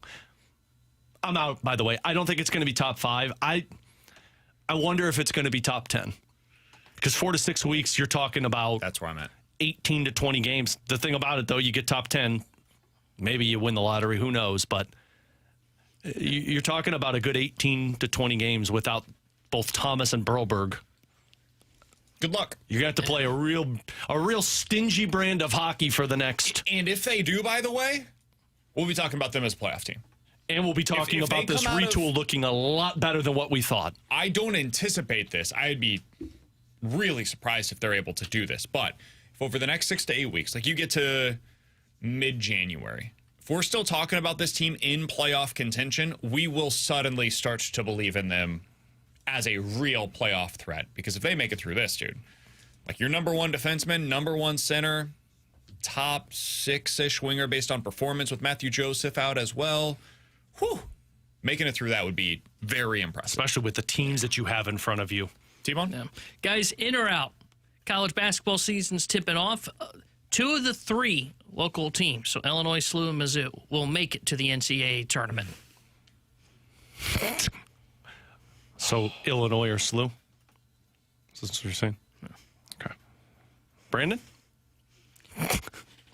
Well, I have Brandon no might i- think they're really good. I have no idea if Mizzou's going to be good this year. Legitimately no clue. Dennis Gates told me last year they'd be pretty good. Exactly. And I fell for it. I don't know how anybody could possibly have a firm understanding of what this team's going to be, so I would bet against Mizzou making it in. There's just so few outs for SLU. That's where it gets really hard. In that conference, you essentially have to win it Yeah. to get into the NCAA tournament. So I'll say out. I think one of the 3 ends up getting in, and it's Illinois. That team is apparently loaded, so we'll see what they're able to do this year.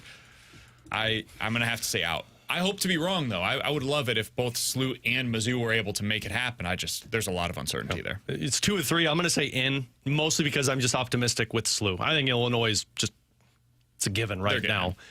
I'm optimistic with SLU. I don't know what it's going to look like. It might look awful because it's a new coach with a lot of new players, but I'm excited about them, and I want to see this Robbie Avila go out against the A10 competition. They're exciting. Like, there'll be, I believe, some must-watch TV, but BK's spot on. There is so little wiggle room for them, and they don't have a great non-con slate, so they have to win the A10.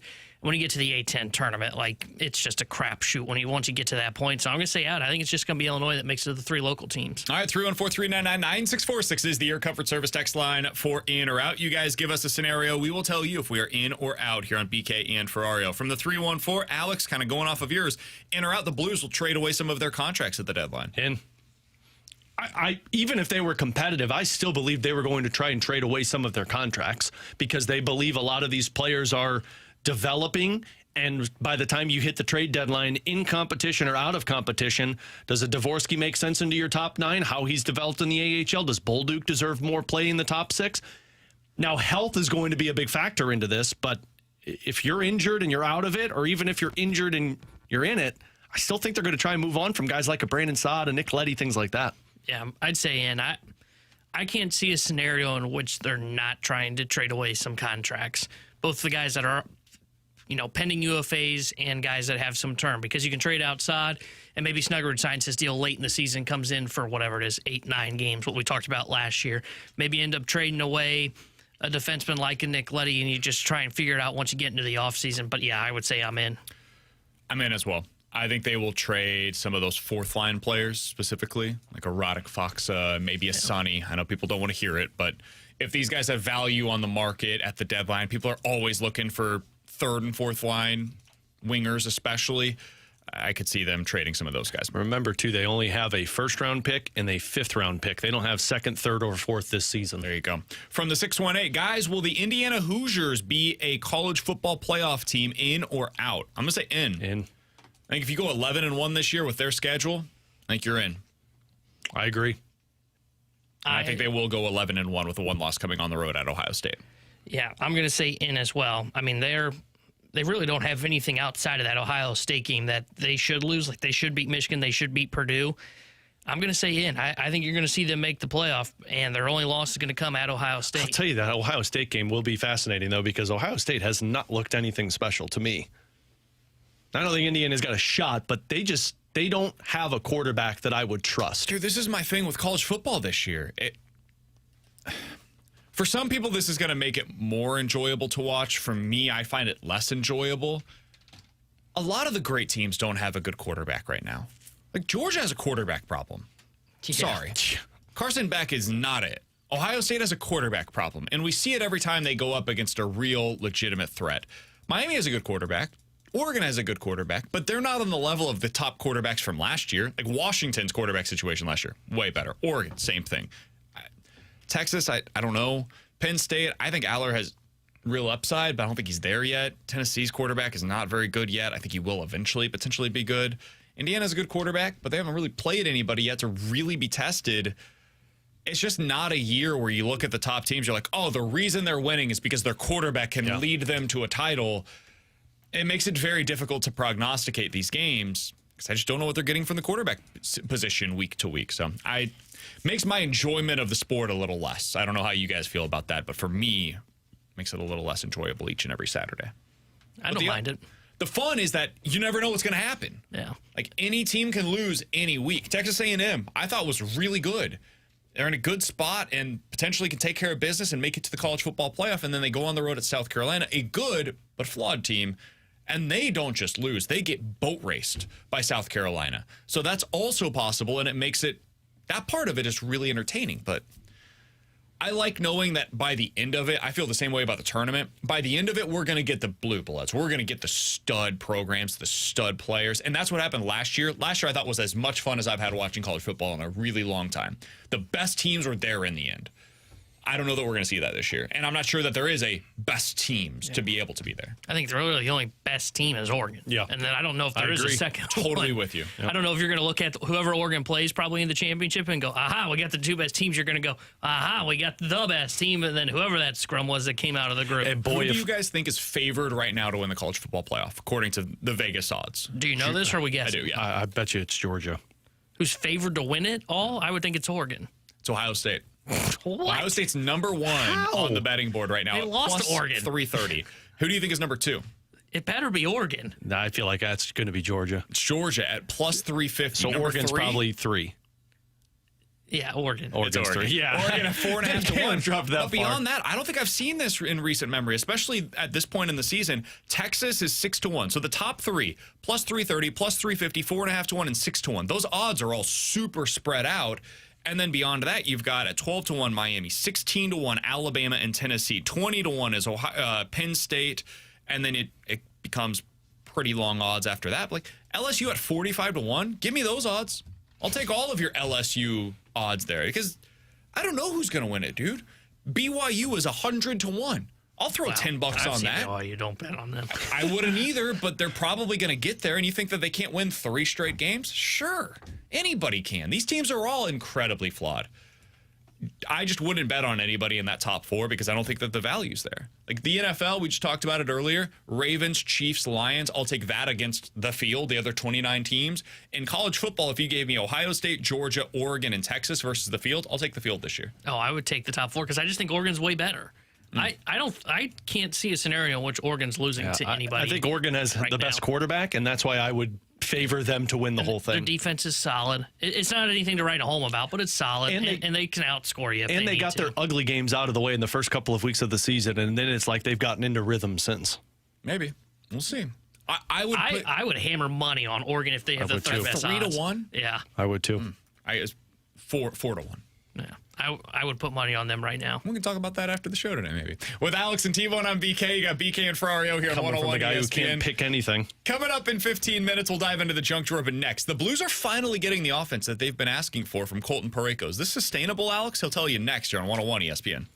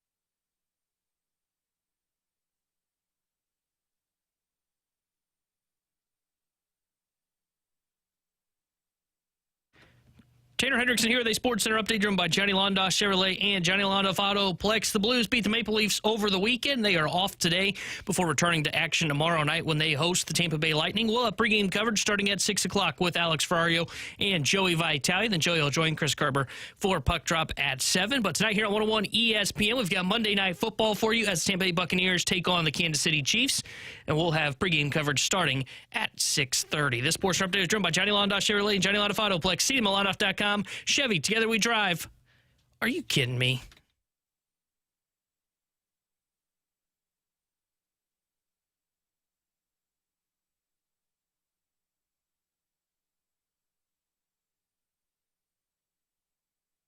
With Alex and T-Bone on BK, so Colton Parayko is looking pretty good offensively right now. Alex Ferrario is ready to take a victory lap on that one. Parayko over the weekend against the Toronto Maple Leafs. One of the best games that I've seen from him in a really long time. Took 31 shifts in that game, 28 minutes of ice time overall, 2 goals, an assist, and a +3 on the ice. You're not going to find many games by a defenseman significantly better than that one, especially given what the opposition has to offer offensively against Colton Parayko and top defenders like him. So far in the season now, 3 goals, 5 assists. That's 8 points in total, Alex. He's done that in 12 games. This is the kind of upside that people thought early on in his career he would have offensively. We're starting to see it. Is it something you expect to sustain the rest of the way this season, though, Alex? I do. Mostly because when we've talked about this, Drew Bannister wants his defensemen to be involved in the offense. And Colton Parayko is a guy that not only is involved in the offense, not like a typical blue liner who just kind of stays up top, has the slap shot, although you saw it against Toronto, but he's the guy that drives play sometimes. The way he takes the puck out of his own zone is he just outskates everyone and then goes in and can pose as a forward standing in front of the net. I mean, right now you got an absurd shooting percentage. He's not going to be sticking at 11.5% with the shooting percentage. But maybe. I mean, this is a guy who has been around 6.5, 7 in the past. And last year he was at 6.5 and had 10 goals. The thing about Colton Parayko and why I believe it's sustainable, one is ice time, because he's playing almost half of the game. And I think that's going to continue now without Broberg, because you're not going to be playing your other players late into this one. 2, he's not afraid to shoot the puck now, whether it's from a slap shot or driving in on offense. And 3, he's got a partner that allows him to do that. Because the thing with he and Nick Leddy is Leddy likes to get involved in the offense. And at some point in the past, it's been, hey, Colton Parayko is our shutdown defenseman. I don't think Drew Bannister or Mike Weber have that mindset. I think they view their defensive core as a core that needs to be involved in offense. And when I believe they're tied for 6th now in the NHL in terms of goals from their defensemen after Parayko picked up 2 of them, I don't think that's going to stop. I think every single game you could probably rely on 2 to 3 shots from Colton Parayko. And now that you're starting to build a little bit more confidence with him from that slap shot, all you need is a net front presence. All you need is guys in front of the net to take the eyes away from the goaltender. And Colton Parayko can rack up 10 to 15 goals because he's done it in the past. I'm skeptical just because we've seen for so long now kind of what Colton Parayko is, which is more of a 25 to 35 goal or point producer. And I would probably anticipate him being somewhere similar to that this year by the end. I think he had a really good game, and he's had a bit of a hot start, to your point, Alex, on the first portion of the season when it comes to his shooting percentage. You expect that to normalize by the end of the year. Maybe he finishes with 8 goals, and it's not necessarily a bad season for him. It's just coming back down to earth on those numbers. That being said, he does look like he's more involved offensively this year. He just looks, it's almost been a role change, right? So you see this sometimes from guys in other sports. T-Bone, you're a big basketball fan. You're Indiana Pacers, right? They bring in somebody, and this year he's got one role. He's kind of the 4th producer offensively, more of a on-ball screen action kind of guy, pick and pop type of a player. And then year 2, he comes back and it's like, oh, he's added a 3-pointer to his game. Now instead of being the guy that's screening for the ball handler, now he's going over into the corner, and the ball handler comes off of the screen, then boom, kicks it out to him. That's a legitimate change in the role that he's been asked to be in. I feel like that's happening right now for Colton Parayko. And I don't know how many times this happens for a 31-year-old. Like, Parayko is not some spring chicken at this point in his career. but it feels as though he's driving the offense a little bit more often from the point this year than we've seen from him in the past. And if that continues, maybe you do see the assist numbers come up from what they've been in previous years. And see, that's the part I was just going to say. I'm glad you said that. I think he could put up 10 to 15 goals. The assists are going to be the hard part for Colton Parayko because when your team offense isn't that great, it's hard for you to pick up assists. And like when you look at the year he had 29 assists was 2021-2022. That year he had 35 points. It was a plus 16. That was where it felt like you've got a top pair potential defenseman. But that was also the year that you had a team that was scoring 5 goals per game, it felt like, with Perron and O'Reilly, and then your second line with Pavel Buchnevich.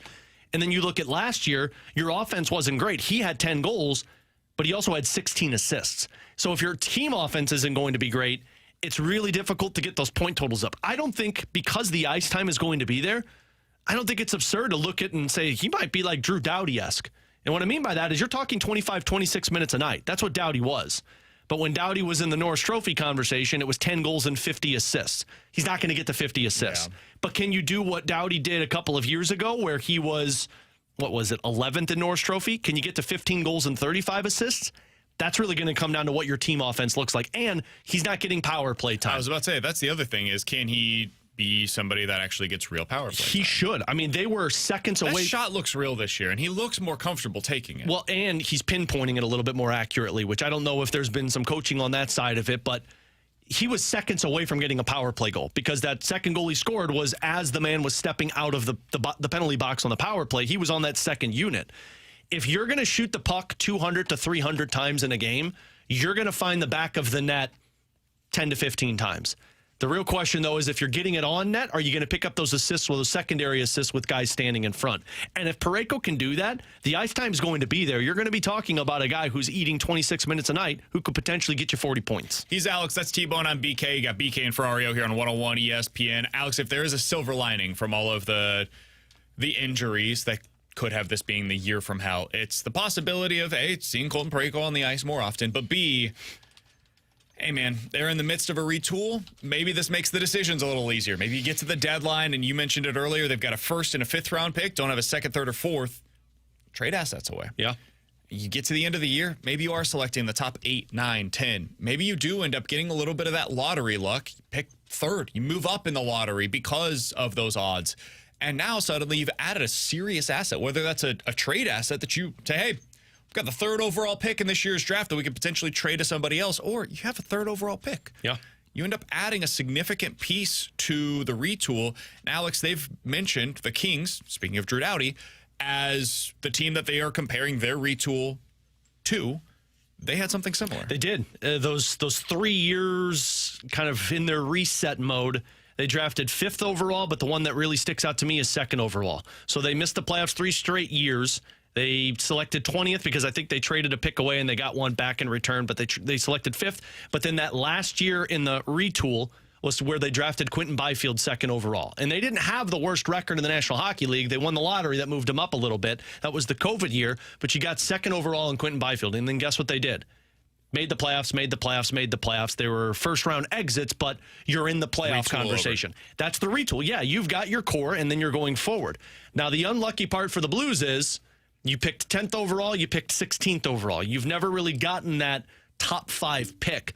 Some of that has to be you're just bad, which, I mean, look, it's 4 to 6 weeks for Philip Broberg. If this was 4 to 6 months, then this might be a little bit more realistic. But depending on how long it is, that is at least a silver lining in this. You don't want to talk about being a bad team. You don't want to talk about a 1st, 2nd, 3rd, 4th, even 5th overall pick. But you know what expedites a retool even faster? Getting a top prospect in a draft that you could just implement into an already ready group to contend like the LA Kings did. Coming up in 15 minutes, what is the value of a coach like James Franklin in the modern game for college football? It can be extraordinarily frustrating when that's your coach, but everybody else seems to want that as a part of their program. We'll talk about that in about 15 minutes. Coming up next, it's time for the Junk Drawer here on 101 ESPN.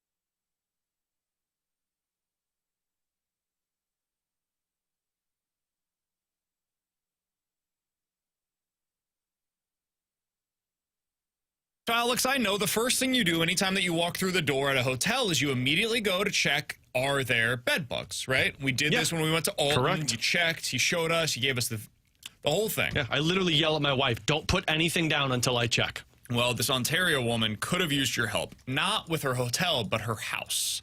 So she was renting, and this is a woman that lives in London, not England, but in Ontario. This is, I believe, where Thomas played college, junior hockey. Mm-hmm.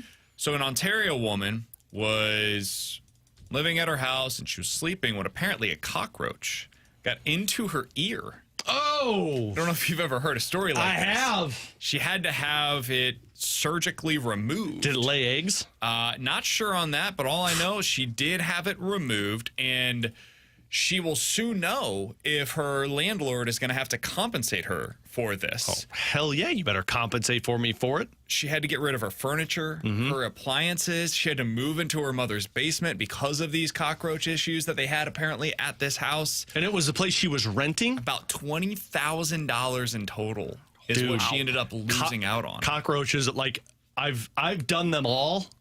Bed bugs stink because, like, not stinking, like, literally, but when you finish, you have to just disrobe and get rid of those clothes because you don't know if they're on there, and you bring the clothes. Like, I used to have to put them in a garbage bag, and then you'd have to, like, individually wash those so that there were no issues. There is nothing worse than cockroaches. She had to get rid of her job, got rid of everything basically from her house. Yeah, because of the anxiety from it. 'Cause if you have a cockroach that is in your ear from sleeping, you can imagine probably not going to sleep a whole lot because you're terrified that there's going to be another cockroach that lives in your ear. You had to quit your job over it. Anxiety, depression. She wasn't sleeping. Alex, you've seen what it's like to do not that sleep all the time, with actually. your children at home. Imagine not sleeping, not because you have a child that's waking you up in the middle of that. Because a cockroach is waking you up in your brain. But you're waiting for the moment where a cockroach enters your ear again. It's one of my biggest fears. Tonight. It's one of my biggest fears. You put earplugs in on that one then. Yeah, there you go. And once you get them, there's no getting. Like, I will never forget one of the houses that I went with my dad. He was like showing me how to do cockroach jobs. You walked in, and sometimes you just know, which I don't know how many cockroaches this place had. I'm assuming you have one, you're going to have a ton of them. Oh, yeah, there were problems. But, like, you know, when you walk in, you can just see there's cockroaches everywhere. But this one, we walked in, and they were behind his refrigerator. And so you pull the refrigerator back, you see them all scurry, and it's like, okay, crap. We lifted the ceiling tiles up, and I'm no ishing you. It looked like somebody had a bucket of cockroaches that dumped out. Like, they kept coming down. That's disgusting. And this house, I think we did service on this house for a good 8 months. Oh, my God. Because they just keep laying eggs. You could kill them, and it's just more and more keep coming. This was a nightmare. So if there's cockroaches, you don't just have one. You're like, oh, it's fine. I don't know if I would have slept in that place because you walk in and you're like, oh, this place has got freaking cockroaches. There's no way. That's the problem. You sign up for a lease. T-Bone, you live in an apartment, you know. I've never done the apartment, so I don't know what that experience is like. You got a year, and it's a lot of the time if you break your lease, like 3 months. But even with cockroaches, even if there's... I don't know how it works. I was going to say. This specific landlord, how they break their lease. There's a lot of places that it's really difficult to get out of a lease, and like even legally it's hard to... There's got to be something legally, though. Like if it's... Because with cockroaches, there's typically filth that follows. So, like, that would tell me that there's got to be some type of breach of lease that you can come away with because... Probably, but that takes time. Oof. Takes time. Yeah, and you're paying already. That's... I mean, I don't feel know how, awful like, for some it. apartment complexes deal with it, but, like, they don't... Like, I don't pay for an outside firm to come in. They provide one that I don't pay extra for. Dude, this is... Like, people give me crap all the time when I go to hotels. You guys did the same thing.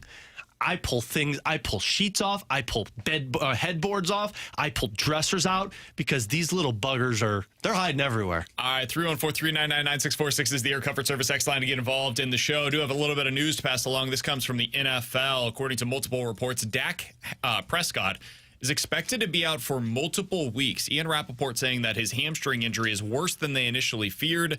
He is expected to miss, quote, several weeks, potentially.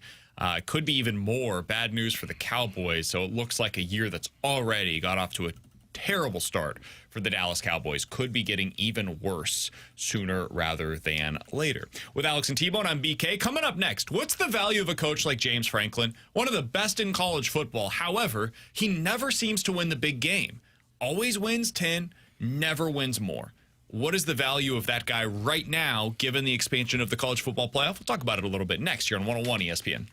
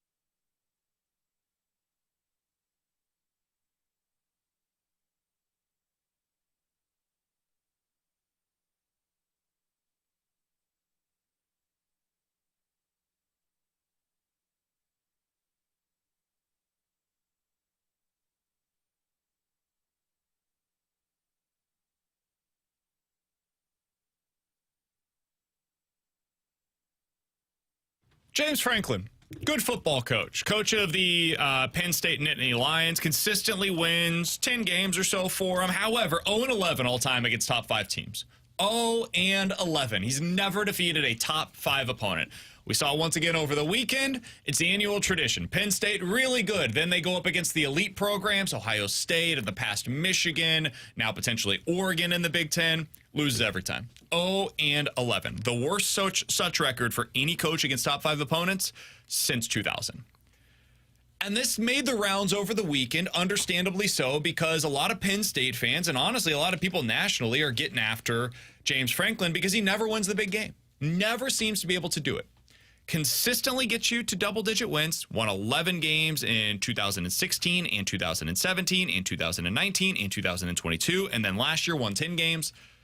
But can he get you to where you want to go? That's the question that a lot of fans have. Alex, is it fair to criticize him for this? Because I look around, Steve Sarkisian, guy that I think a lot of people believe is a good coach, 2-8 all-time against top 5 opponents. Lincoln Riley, who up until recently was considered to be among the best coaches in college football, 1-5. Brian Kelly, you guys agree, good coach, right? LSU's head coach, 1-8 all-time against top 5 opponents.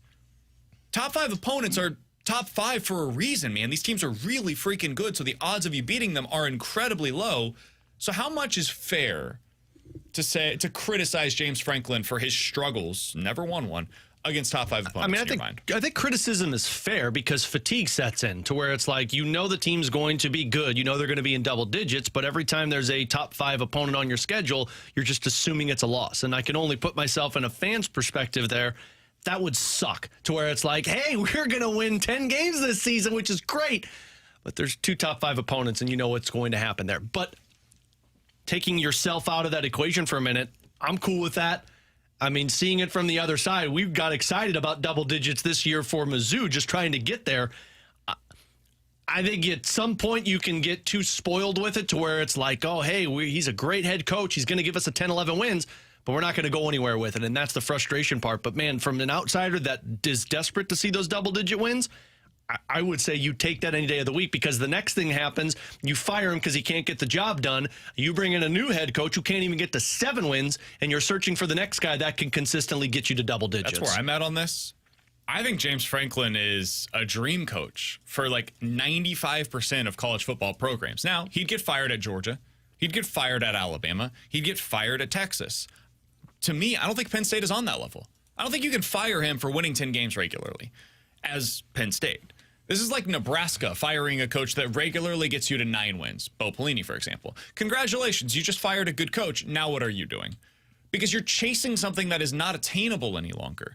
Penn State is chasing what they were 40 years ago. They're not chasing what they expect to be moving forward because that's Ohio State. That's potentially Michigan if they can get back to what they were under Harbaugh, but I'm a little skeptical of that as well. They're chasing what Georgia is. They're chasing what Bama was under Nick Saban. Here's the problem.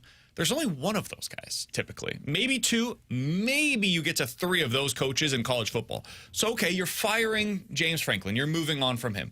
What are you doing to upgrade from James Franklin? It's not as easy as it sounds. So I think there's more value in coaches like this than I think fans do right now because James Franklin's going to make the college football playoff like 3 out of every 5 years.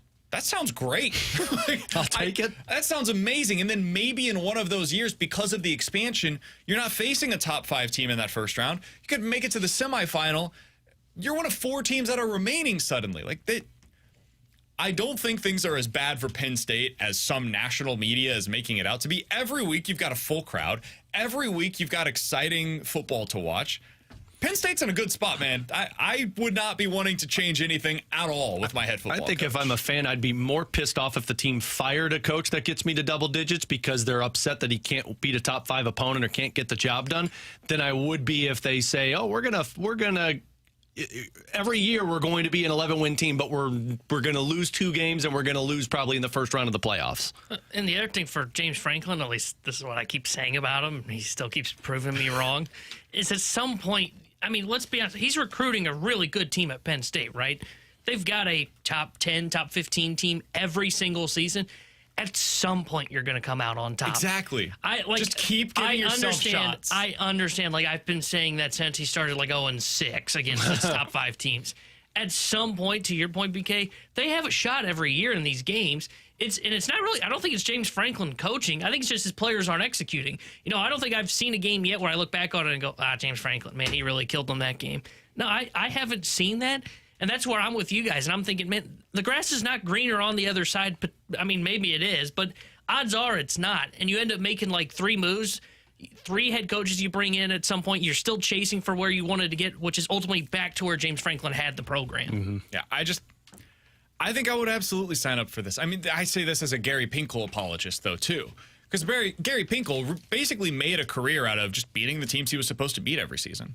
He'd go out there and you'd go 9-3, and your 3 losses were exactly the losses you'd expect. You could see the schedule preseason and be like, okay, you lose that game, you lose that game, you lose that game. And you find a way to win the others. You win 9 games at Mizzou. That's hell of a season, right? And that's pretty much what Gary Pinkel did. And then there would occasionally be the year where he pulled off an upset or 2, right? He beats Oklahoma, or in 2014, he beat Georgia. You randomly come up with these surprise wins.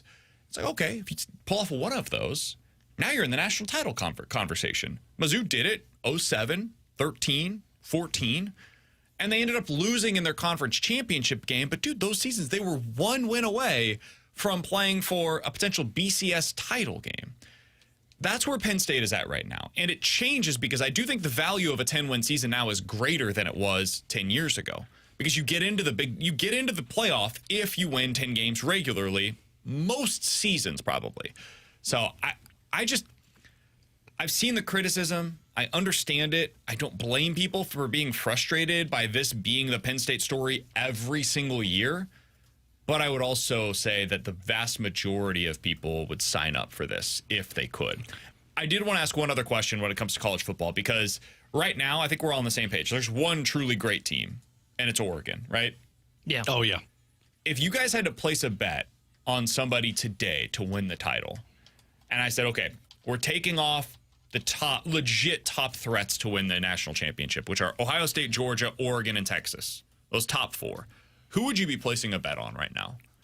Because I do think this is the kind of season where a long shot at least has a real chance to be able to do it. Most seasons I don't feel that way about it, but as of today, I think there's at least a chance that somebody outside of that top four could.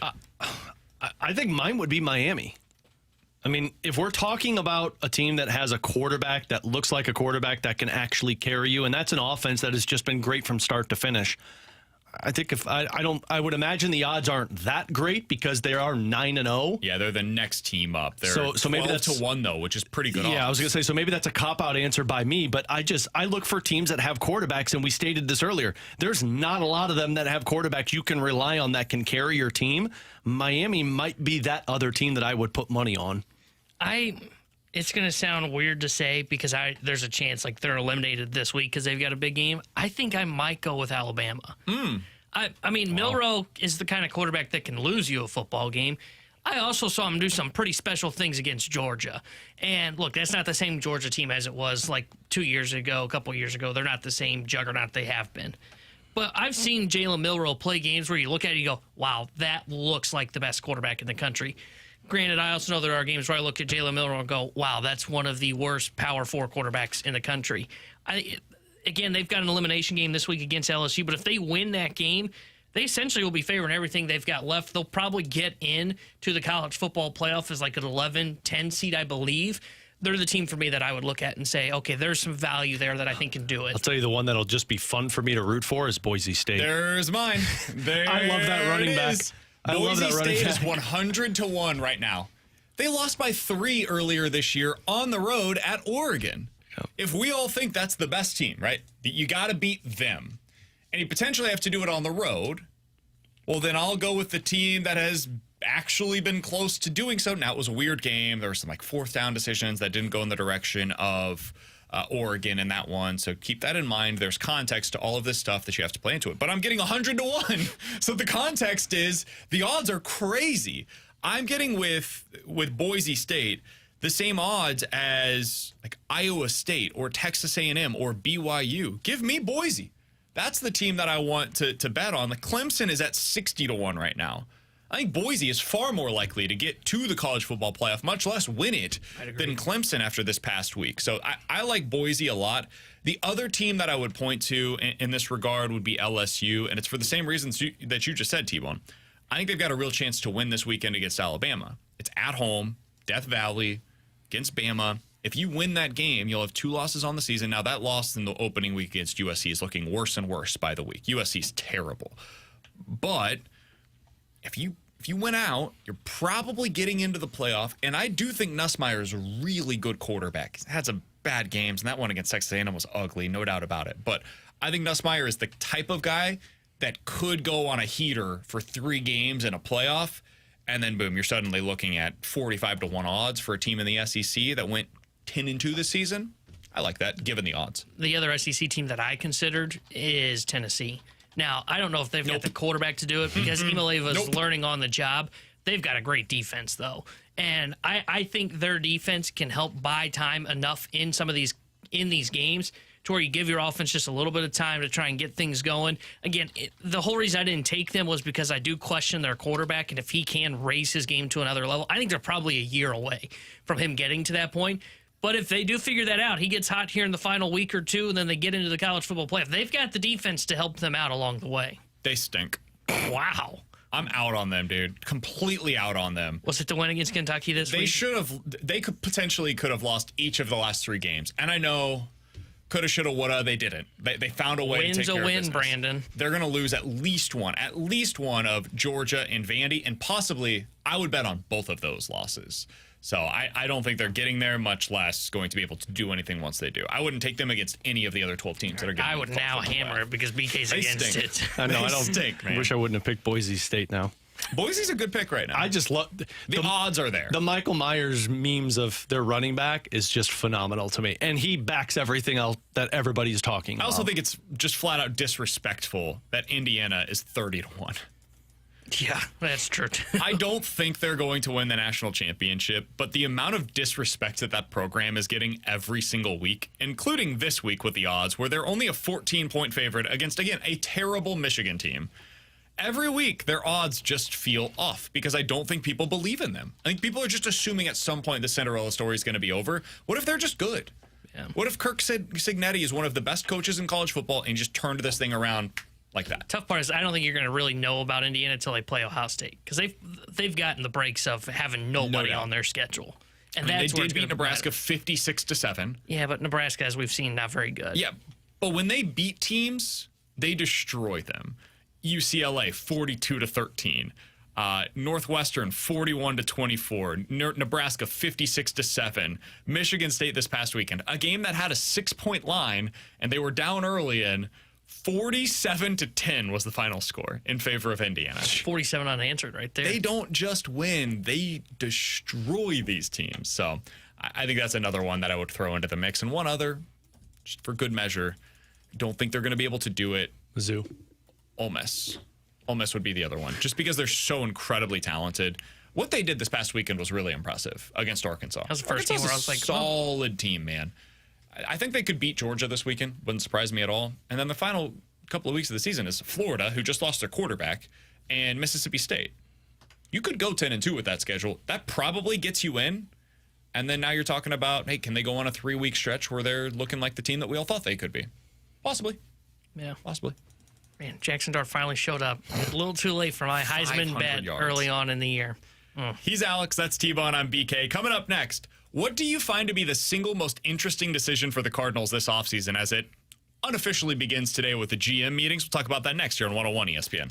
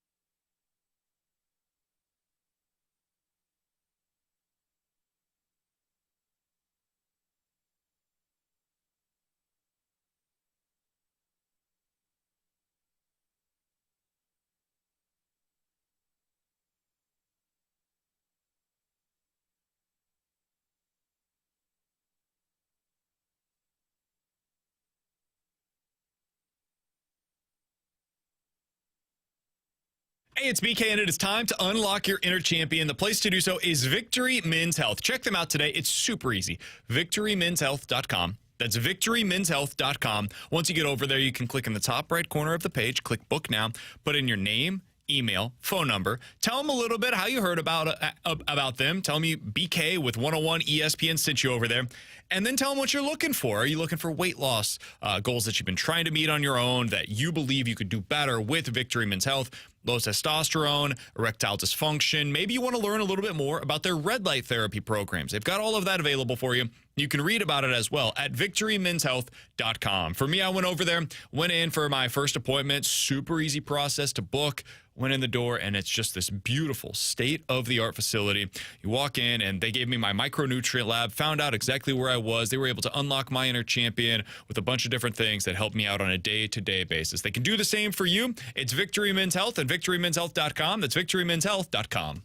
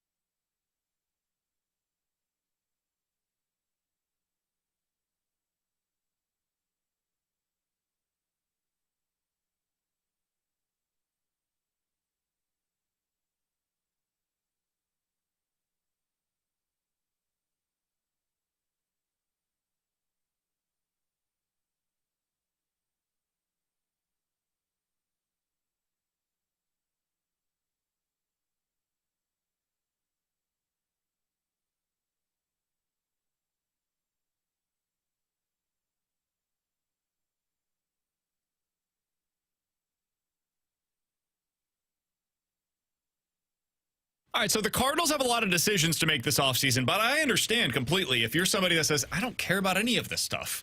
They're not trying to make their team better. They're just trying to get rid of some of the money that's on the books, and they're playing for 2026 and 2027. That's not something that's interesting to me as a Cardinals fan. I grew up with this team, and they were consistently competing for championships, and now we're going in the other direction. So I get it if that's your perspective on this. As somebody that grew up with a team that was doing this a lot, this is very familiar to me. So I do find some of it from a team-building perspective to be really compelling on how they go about this, how they decide to pivot, what it looks like, what are they trying to identify in returns for Sonny Gray, Wilson Contreras, Nolan Arenado, Ryan Helsley, etc. So, Alex, as we begin the GM meetings today down in San Antonio for Major League Baseball, there will be a lot of rumors over the next few days. It's JP Morosi season, baby. Can't wait. I need to reach out to our boy John Paul. When you think about the single most interesting decision for the Cardinals this offseason, what would you point to? Man, when you were originally asked this question, I fell into the camp of what you just stated, because to me, nothing really can intrigue me when my full expectation. All right, end of segment, end of show. We'll see you in February. Well, hold on, let me get there. It's to we get off till February? Team. Oh, this is great. Wait, I get that long? I get BK vacation hours? Whoa. Wow. Dude, I've got some big vacations coming up, by the way. I'm still shocked when I see you in the office on Mondays. Mondays, I'm like, dude, I forgot you were with us right now.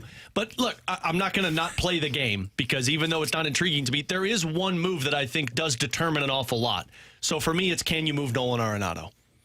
And I know it's the simplest answer, but here's why it's most interesting to me. You need to move him not only for the money and the locker room mindset, but also to find out more about your players. If you're going to sit here and still tell me that Nolan Gorman is a superstar that you, or at least a star that you believe is going to impact your ball club, you can't keep doing this. Well, he's a second baseman. Now he's a DH. He only plays this way. No, if you move Nolan Arenado, you put him at third and you say, you are now our everyday third baseman. Agreed. Go be the star. And unless you move Nolan Arenado, you cannot accomplish that. You cannot accomplish moving certain guys to the position that you want to see them in. Because now with Goldschmidt gone, Burleson gets to go to first base potentially, and he's your everyday first baseman. Walker's in the outfield. So I think the trickle-down effect in terms of intrigue is, can you move Nolan Arenado? Because should you, we all know the answer to that is yes. But the real question is, can you? Because if you can't, now you're just stuck with a guy that is pretty apparent you needed to get rid of. The other thing about that move, it just opens up so many other alternatives for your lineup, right? Like, Gorman no longer has to be a DH because Donovan potentially has pushed him out of that second base position. So Donovan now at second, Gorman at third. Burleson at first, and now I've got Nootbaar and Walker most likely as your everyday corner outfielders. Everything just kind of fits into place there, and it allows you to get, depending on your decision here, Wilson Contreras and Ivan Herrera or Pedro Pais into the lineup every day with that DH plus catcher spot. That's not possible if you have Nolan Arenado back into the lineup next year. It makes things a lot more difficult to be able to get everybody the playing time that they're looking for. And T-Bone, I'll go next real quick because I just kind of referenced mine. To me, the most interesting decision that they're going to make this offseason is what they do with the catcher situation. Do you decide to keep Wilson Contreras around? It would be understandable if you do. He's one of your best hitters. He's a really good leader inside of the clubhouse. He wanted to be here. He took pride in the fact that he was going to be the guy that replaced Yadier Molina. He wants to win here. He has the ability to implement a culture with him behind the plate. I don't know what his future position is going to be here. Is it catcher? Left field. 2 days a week? Is it first base? Is it primarily as a DH? How much does that matter to him? I don't know. These are conversations they need to have with Wilson Contreras. But he's only making $18 million a year. It's not as if he's this arbitrage type of a contract. I think they might keep him here. So then what? I think a mistake that this team might make this offseason, one that I fear that they would make this offseason, is to remove a problem for them, which is just numbers behind the plate, and trade Ivan Herrera. If they decide to do that, Alex, I think they will look back on it and say that's the next Randy Arozarena trade. Not in terms of him going on to be an ALCS MVP or anything like that. Probably. But because I think he could be a legit 290 to 300 hitter with a little bit of pop, and he's doing it from behind the plate. And if somebody else fixes his throwing issues and you couldn't, you will look back on that and say, we didn't give him the opportunity that he needed, and that is why we missed on it. That is what happened with Randy Arozarena. There have been a lot of other misses over the years, but it's typically not because of that. Carlson was a miss because he didn't develop the way you wanted him to. Tyler O'Neill was a miss because he never stayed healthy. This would be the first one that I feel the same way about that I did about Randy A. I hope they don't make that mistake. So to me, the most intriguing decision, what do they do at catcher this offseason? Yeah, It's a good one. First off, I do like that because I agree. I would not try to trade Herrera. I think his issues are fixable. If anything, I'm either A, trading Contreras so you can split the time between Herrera and Pages, or dare I say, just Pages is a third catcher and belongs in the minor leagues. His defense, though. I know. Unbelievable. But when you're not trying to win, you know what you don't need? His defense. True. Look at the Yankees. So I don't want this to sound like it's a cop-out answer, and I hope you can follow along with me. I think their single most important decision is happening right now. And what I mean by that is deciding what they want in return in all of these separate deals that they're doing. Do you go and target? Because all these deals, what you're going to try and do is you're going to try and get at least like one prospect, maybe two that you really like. And then there's like the package that's surrounded that's just a whole bunch of throw-ins. The reason I say that is they need to determine if they want guys like when we talked about the Helsley trade. When do you trade him? Do you trade him before Devin Williams? How that all played out. And you guys kept saying, well, we're bringing a low A kind of prospect. You bring in a low A kind of prospect. Are you going with guys that are lower level in the minor leagues, or are you trying to bring in guys that are closer to major league ready? So that way, in a year or two, when you're potentially ready to push again, you've got reinforcements that can come up as well, whether it be that pitching arms, more bats potentially that can be brought in here. Works, though. When you trade for those AAA guys that are close to the majors, the return is typically, like the prospect status is typically, okay, they've kind of maxed out. Yeah. They're solid contributors, but they're never going to have the potential to become a star. Whereas if you go from further away, they might never get there, but the upside is potentially bigger. And that's what I find to be the most fascinating decision that they're going to make this offseason, because the one thing that worries me about getting those guys that are lower level that you just mentioned that could be the star potential that you develop, guys, they had a press conference and a press conference of the press conference to talk about how bad their minor league system is. Yeah. That's not just getting fixed this offseason, no matter what Heimblum does. That's going to take like 3 to 5 years to probably implement. And even then, they're still going to be playing catch-up with the rest of baseball, because while the Cardinals are trying to catch up to the now, baseball's also still evolving in player development. So that's why I'm skeptical if they say, oh, we're just going to bring in these low-A prospects, we're going to develop them. Okay, but we just had a press conference about how your minor league system is not very good. It is not developing players. It's behind on the times. That makes me wonder if they should be chasing after guys that are closer to the AA, AAA level. To your point of maybe they don't have as high of a potential, but maybe you believe you can still get that out of them when they get to the big league level. Or worst case scenario, the goal of these trades is to, A, win them, of course. But let's just be honest, it'd be a success if you end up coming out in the wash in some of these deals. I agree.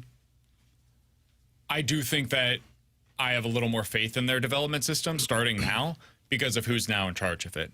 I think Chaim Bloom gives me confidence, and some of the hires that they have already made gives me a little bit more confidence that they're going to be able to produce guys from the minor league system. I would also add this. I think they get a little too much crap for what has happened over recent seasons with their position player process. I think mostly it's been okay. Now, some guys have stalled out, no doubt about it. Gorman has not become the player they wanted him to. Walker had some clear holes in his game.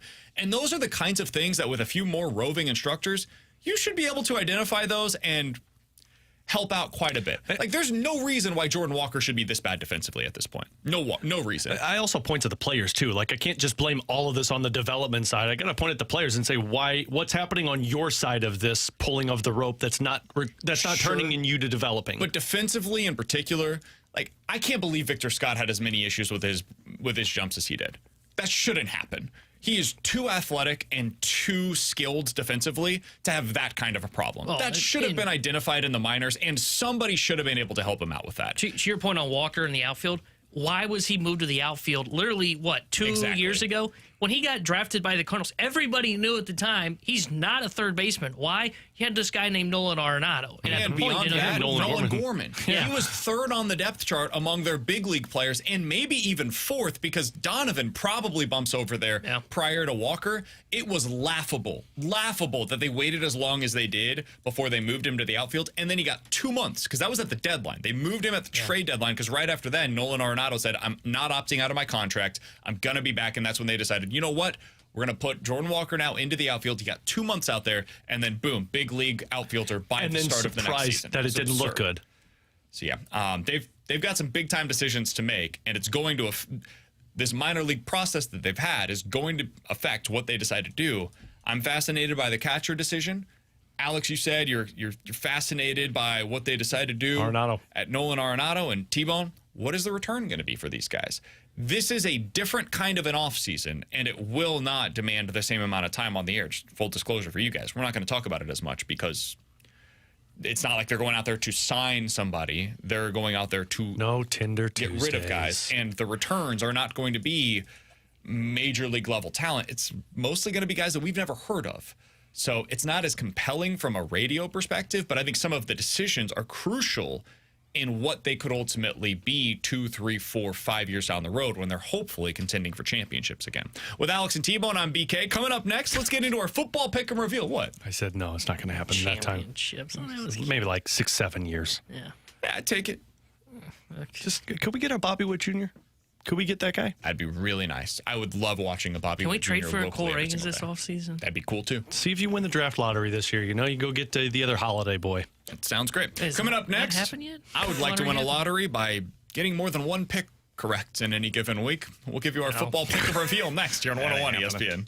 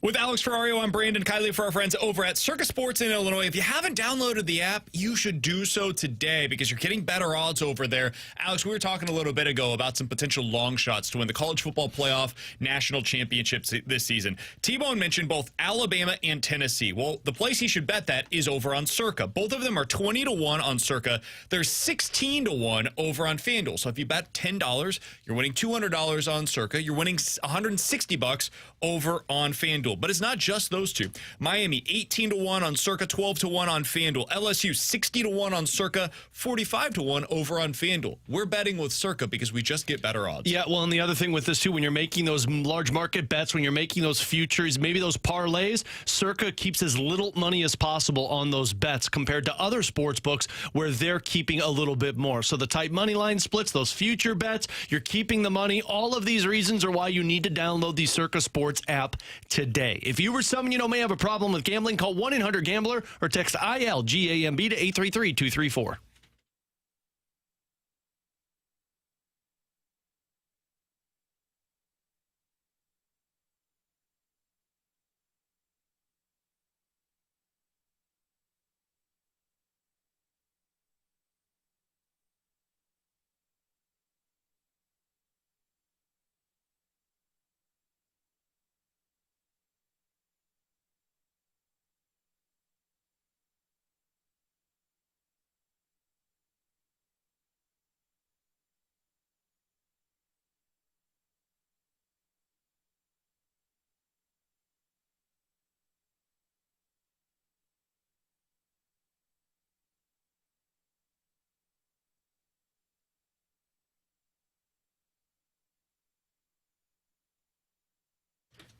Tanner Hendrickson here. The Sports Center update brought to you by Saliga Heating and Cooling. The Blues will be back in action tomorrow night as they host the Tampa Bay Lightning. We'll have pregame coverage starting at 6 o'clock with Alex Ferrario and Joey Vitale. The Joey will join Chris Carver for Puck Drop at 7. And tonight here on 101 ESPN, we've got Monday Night Football for you as the Tampa Bay Buccaneers take on the Kansas City Chiefs, and we'll have pregame coverage starting at 6:30. The Sports Center update is brought to you by Saliga Heating and Cooling, an independent American Standard heating and air conditioning dealer.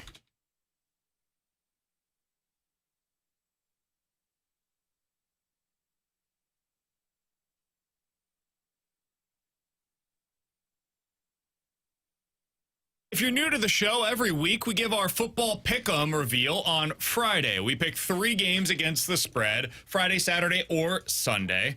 And it's just against the spread. No props, no point totals, anything like that. The only real rule is that it can't be played after we begin the show on Monday. So Monday Night Football, not eligible for our weekly pick'em. We pick 3 games, it's on a scale of 1 to 3, and then we'll get the points over the course of a month.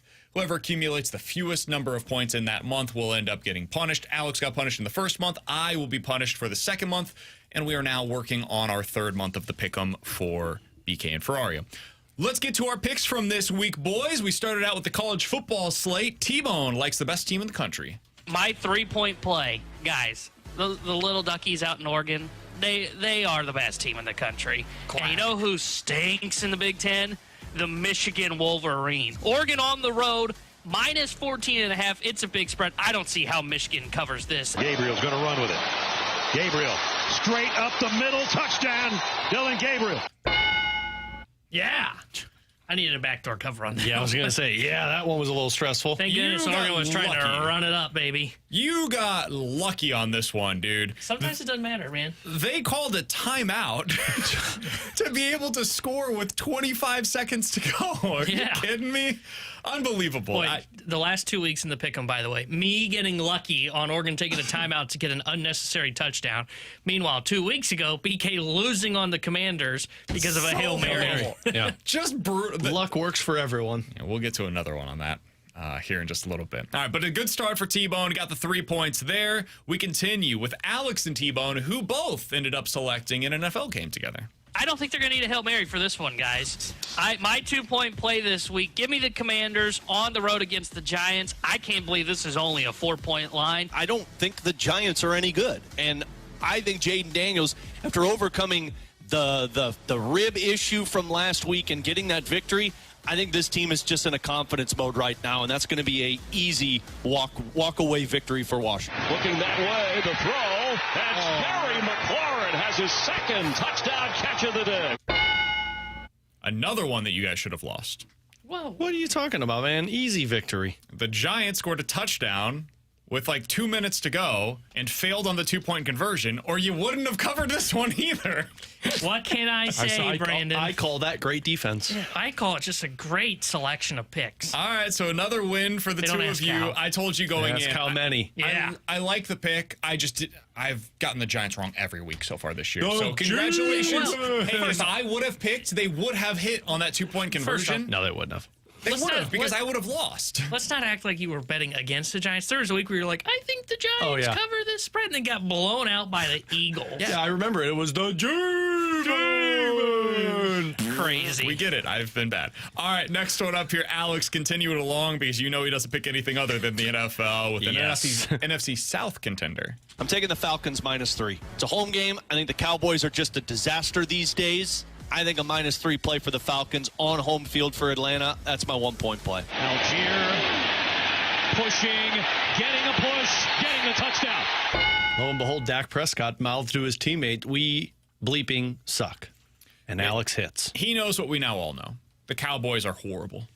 It's just a bad football team. And I think a lot of this season can be explained by what did you do against the Cowboys early on this year? Because sometimes the Saints are a prime example of this, right? We thought the Saints were better than they were because they put up a ton of points against Dallas. And now we realize, oh, Dallas was the problem in that game. They were the ones that we should have known they're no good. So I think it threw us off on a few different things early on this year, but the Cowboys are just bad, man. They're a bottom 10 team in the NFL right now. And now without Dak Prescott, maybe a bottom 5. And CeeDee Lamb's dealing with something now, so it's like, yeah, they're pretty much done. Yeah, Schefter said they said he expects to play on Sunday, but it's dealing with a strain in his shoulder, which He shouldn't. I mean, just you've back got out, man. Cooper Rush, just sit him out this week. Now you're Jerry going was for the talking first about overall something pick. about them coming back still. Jerry's also says he's got a fire in his belly. I think he needs Pepto. Good pick, Alex. Thanks, man. I wish I would have moved it up a little higher. I went to the college football side of things where I picked the team that's the easiest to bet on in all the land right now. All right, my 2-point play. Indiana's not getting the respect they deserve. At some point, they will. They are not doing that right now. They are on the road. They're at Michigan State, a not-so-great football team. And it's only an 8-point line. I think Indiana starts the season 9-0, and they get a big win on the road at Michigan State. Time. Across the 5. Johnson. Nifty touchdown pass. Touchdown, Elijah Surratt. 21 unanswered for the Hoosiers. This one coming after the pick. Ended up being 47 unanswered for the Hoosiers. I will be honest with you. I was a little nervous in the first quarter when it was 10-0 Michigan State. I was too for you. Indiana on the road. I was like, oh boy, they haven't been in this spot before. They've got their quarterback back, coming back from injury. Took them a little bit to knock off some of the rust. Second quarter, they ran away with this thing. Never a doubt beyond that. Threw for 4 touchdowns. Hoosiers win once again. I'm probably going to bet on them again on Saturday because there's way too much respect for Michigan, not enough for Indiana. Indiana so far has not lost against the spread. Forget straight up against the spread on the season. It feels like an every week thing. Team that I consistently lose money on is also in the college football side of things. Much like the Giants, I should stop betting on them because every week it goes awry. My 1-point play is going to be on the college side of things. My college pick for the weekend is Kansas State -12.5 on the road at Houston. I just think Houston's not very good, and I think Kansas State is really good. I considered that one, but you got to remember, I took Kansas State last week and said, hey, they'll blow out Kansas. Kansas isn't very good. And they barely escaped with a win in that game. Got scared. Man-to-man. It's a run. Zion Chris got his way through, and he may go. Chris is in. Houston leads out of nowhere. Can I read you a couple of statistics, Alex? How many first downs do you think Houston had in this game? They scored 24 points. It's BK game. BK game 2. 3. 10. Oh. Which is terrible. That was a BK game. They went 3 for 12 on third down. They had a total of 230 yards. Meanwhile, Kansas State had 330 yards. Wow. And Kansas State lost the football game outright on the road. I did not realize there was going to be such horrific weather in this one.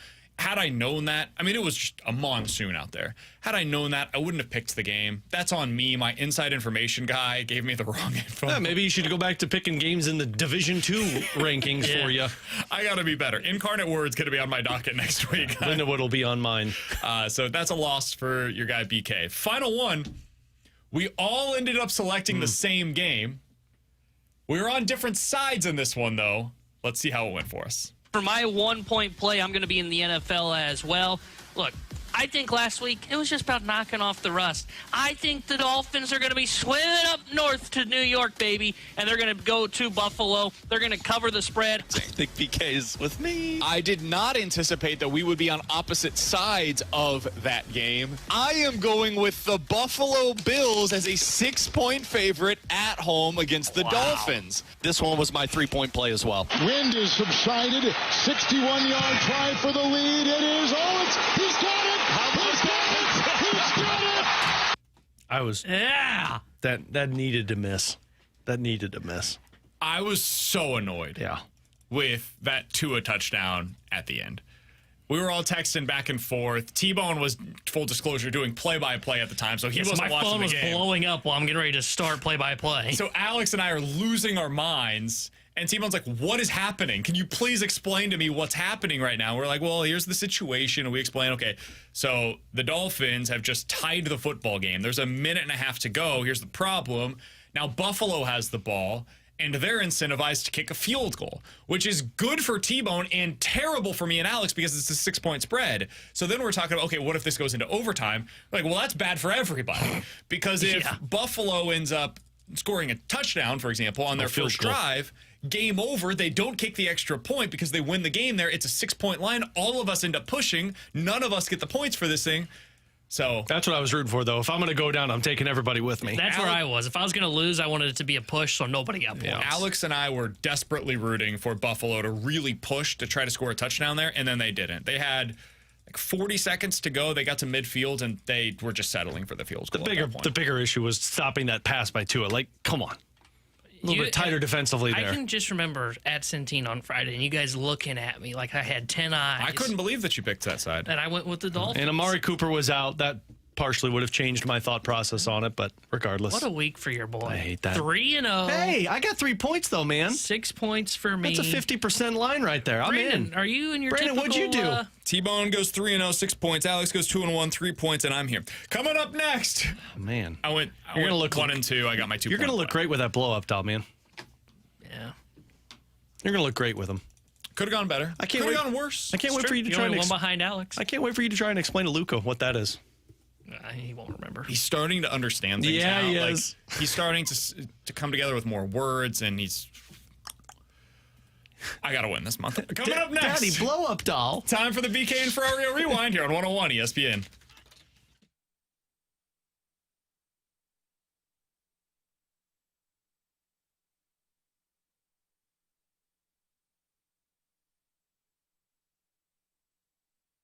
Alex Ferrario with you to talk about my friends at Classic Air Care. If you're in the market for a new HVAC system or a company that's taking care of your old HVAC system, then you need to call Classic Air Care. They've been making people comfortable since 1926. Since 2016, they've been taking care of my old units at our home. And what I love about Classic Air Care, I urge you to check in on their maintenance agreement. This is something that has just done wonders for our older units. It's been a 25-year-old unit, and I was a part of the maintenance agreement because twice a year, before you flip the air conditioner on, before you flip the heat on for the season, they come out, they check it, they clean it, they fine-tune it, make sure it's good to go to get you through the season. But here's the kicker. If there's issues that arise between those two visits, you call, you're on their priority list, meaning they'll get out there as quick as they can, first available on their schedule to fix your issue. You get incredible customer service, knowledgeable technicians. It's a company that's taking care of you and your family. So give them a call today. Tell them Alex Ferrario sent you, or you can schedule that maintenance agreement online at classicaircare.com.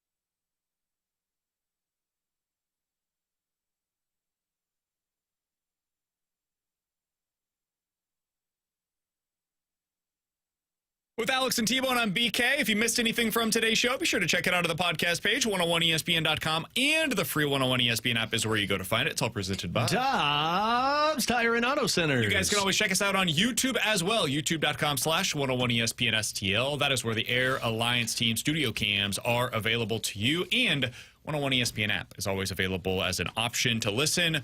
That is presented by the Schaefer Door Company. All right, Alex, to finish out the show today, we'll go through some of the top storylines from today, and that is in the BK and Ferrario Rewind. Update on Philip Broberg, not as bad as expected. 4 to 6 weeks, lower body injury. We don't really have anything more clear than that, but they avoided the worst-case scenario. I thought this was potentially a season-ending injury. What did you make of the news today? Broberg only 4 to 6 weeks out for his lower leg injury. I'm happy about it because I was expecting a press release at some point this morning when I woke up that said Philip Broberg out 6 months or be reevaluated in 6 months, tore his ACL, tore his MCL. I mean, the way he went down and clutched his knee immediately and couldn't get back to the locker room, I assumed the worst. Now, I'm still a little skeptical of the 4 to 6 weeks and what they're saying with lower body. Like, what does that entail? Is this something that you have to reevaluate in 4 to 6 weeks? But at least from what Bannister said today, it sounds like the expectation is he's back skating with the team in 4 to 6 weeks. So that is a heck of a good thing for this Blues team because you did not want to have a massive knee injury to the potential of your number one defenseman moving forward. On the Cardinals side of things, sounds like Ryan Helsley is expected to be traded this offseason. Jeff Passan had a piece today on ESPN.com where he said Ryan Helsley and Devin Williams are both expected to be moved at some point this winter, according to rival executives. T-Bone, the GM meeting starts today down in San Antonio. This is typically where you see some of the legwork done on moves like this. At this point, what would you say the percentage is that Ryan Helsley is moved prior to the start of next season? I would say 80%. Is kind of where I'm at. I think the odds are he's going to get moved. I think it's just going to be a question of, okay, what are the Cardinals targeting? Who's the team that misses out on Devin Williams? And then are those teams then going to circle to Ryan Helsley? Or do they target Helsley first and they try and get the deal done? But I would say it's probably 80%. I think the Cardinals want to try and move off of his money in the offseason so they can guarantee that he's going to be healthy and not have to play the giant just gamble is, okay, if we have him pitch in the season and try and move him at the deadline, is he going to be healthy by the time we get there? On the college football side, or college basketball, side of things, we officially begin the season tonight for the local schools. Illinois in action against Eastern Illinois. They should win that game by 40. St. Louis is on a neutral site in Sioux Falls. I think they play in like an hour. Yeah, they start at 2 o'clock. No, they start at 2. Santa Clara, that's actually a real game. This is going to be a telling one to find out kind of where SLU is. If they're as good as people expect, they should win that one, but we'll find out a lot about them in this game against Santa Clara. And then Missouri plays against Memphis, kind of similar. Like, we're going to find out a lot pretty quickly on where this Mizzou team's at. I have no idea how to prognosticate it because I've never seen half of their players play basketball before. So a lot of players coming in via the transfer portal, some freshmen again. We'll see. We'll see what happens with Mizzou. But sounds like Illinois, you'll learn nothing. The other two local schools, we're going to actually learn something about them tonight. It's interesting, the dynamic, too, because Illinois, like you said, learn nothing, but the expectation is that's a tournament team. Mizzou, I have very low expectations from what last season was, and I'm like hoping to be surprised. SLU is the one that I think is most intriguing because of what they did in the offseason and what their team is actually going to look like. That's the team that I'm kind of honed in on early on. All right, last thing here. NFL tonight. My Kansas City Chiefs are in action. Monday Night Football. You'll be able to hear this right here on 101 ESPN pregame coverage starting at 6:30. It is the Chiefs versus the Buccaneers. Sounds like there might be some rain delays going on tonight, so don't expect what's going on? Sit down at 7:15. Yeah, it's this. They can play through that. Yeah, they play in freezing cold temperatures. Chiefs are a 9-point favorite in this one at home. Alex, which side would you take in this one against the spread? Chiefs, because Kareem Hunt's going to score 52 fantasy football points because I'm down 49.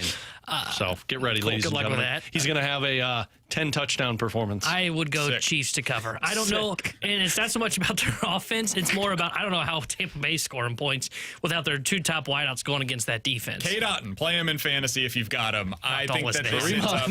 I do think the Bucs end up covering because the Chiefs don't blow anybody out. I think it's like 27-20, but it's like a backdoor cover. Buccaneers score with like a minute to go. It's not ever that close. 2-touchdown game for most of it, and then the Bucs make it closer. Make it appear closer than what it actually was. But 10 touchdowns for Kareem Hunt, right? Probably, yeah. The math checks out. 27 points, 10 touchdowns. He's Alex. That's T-Bone. I'm BK. We will talk to you guys tomorrow at 11 a.m. Until then, the Fast Lane's coming up next here on 101 ESPN.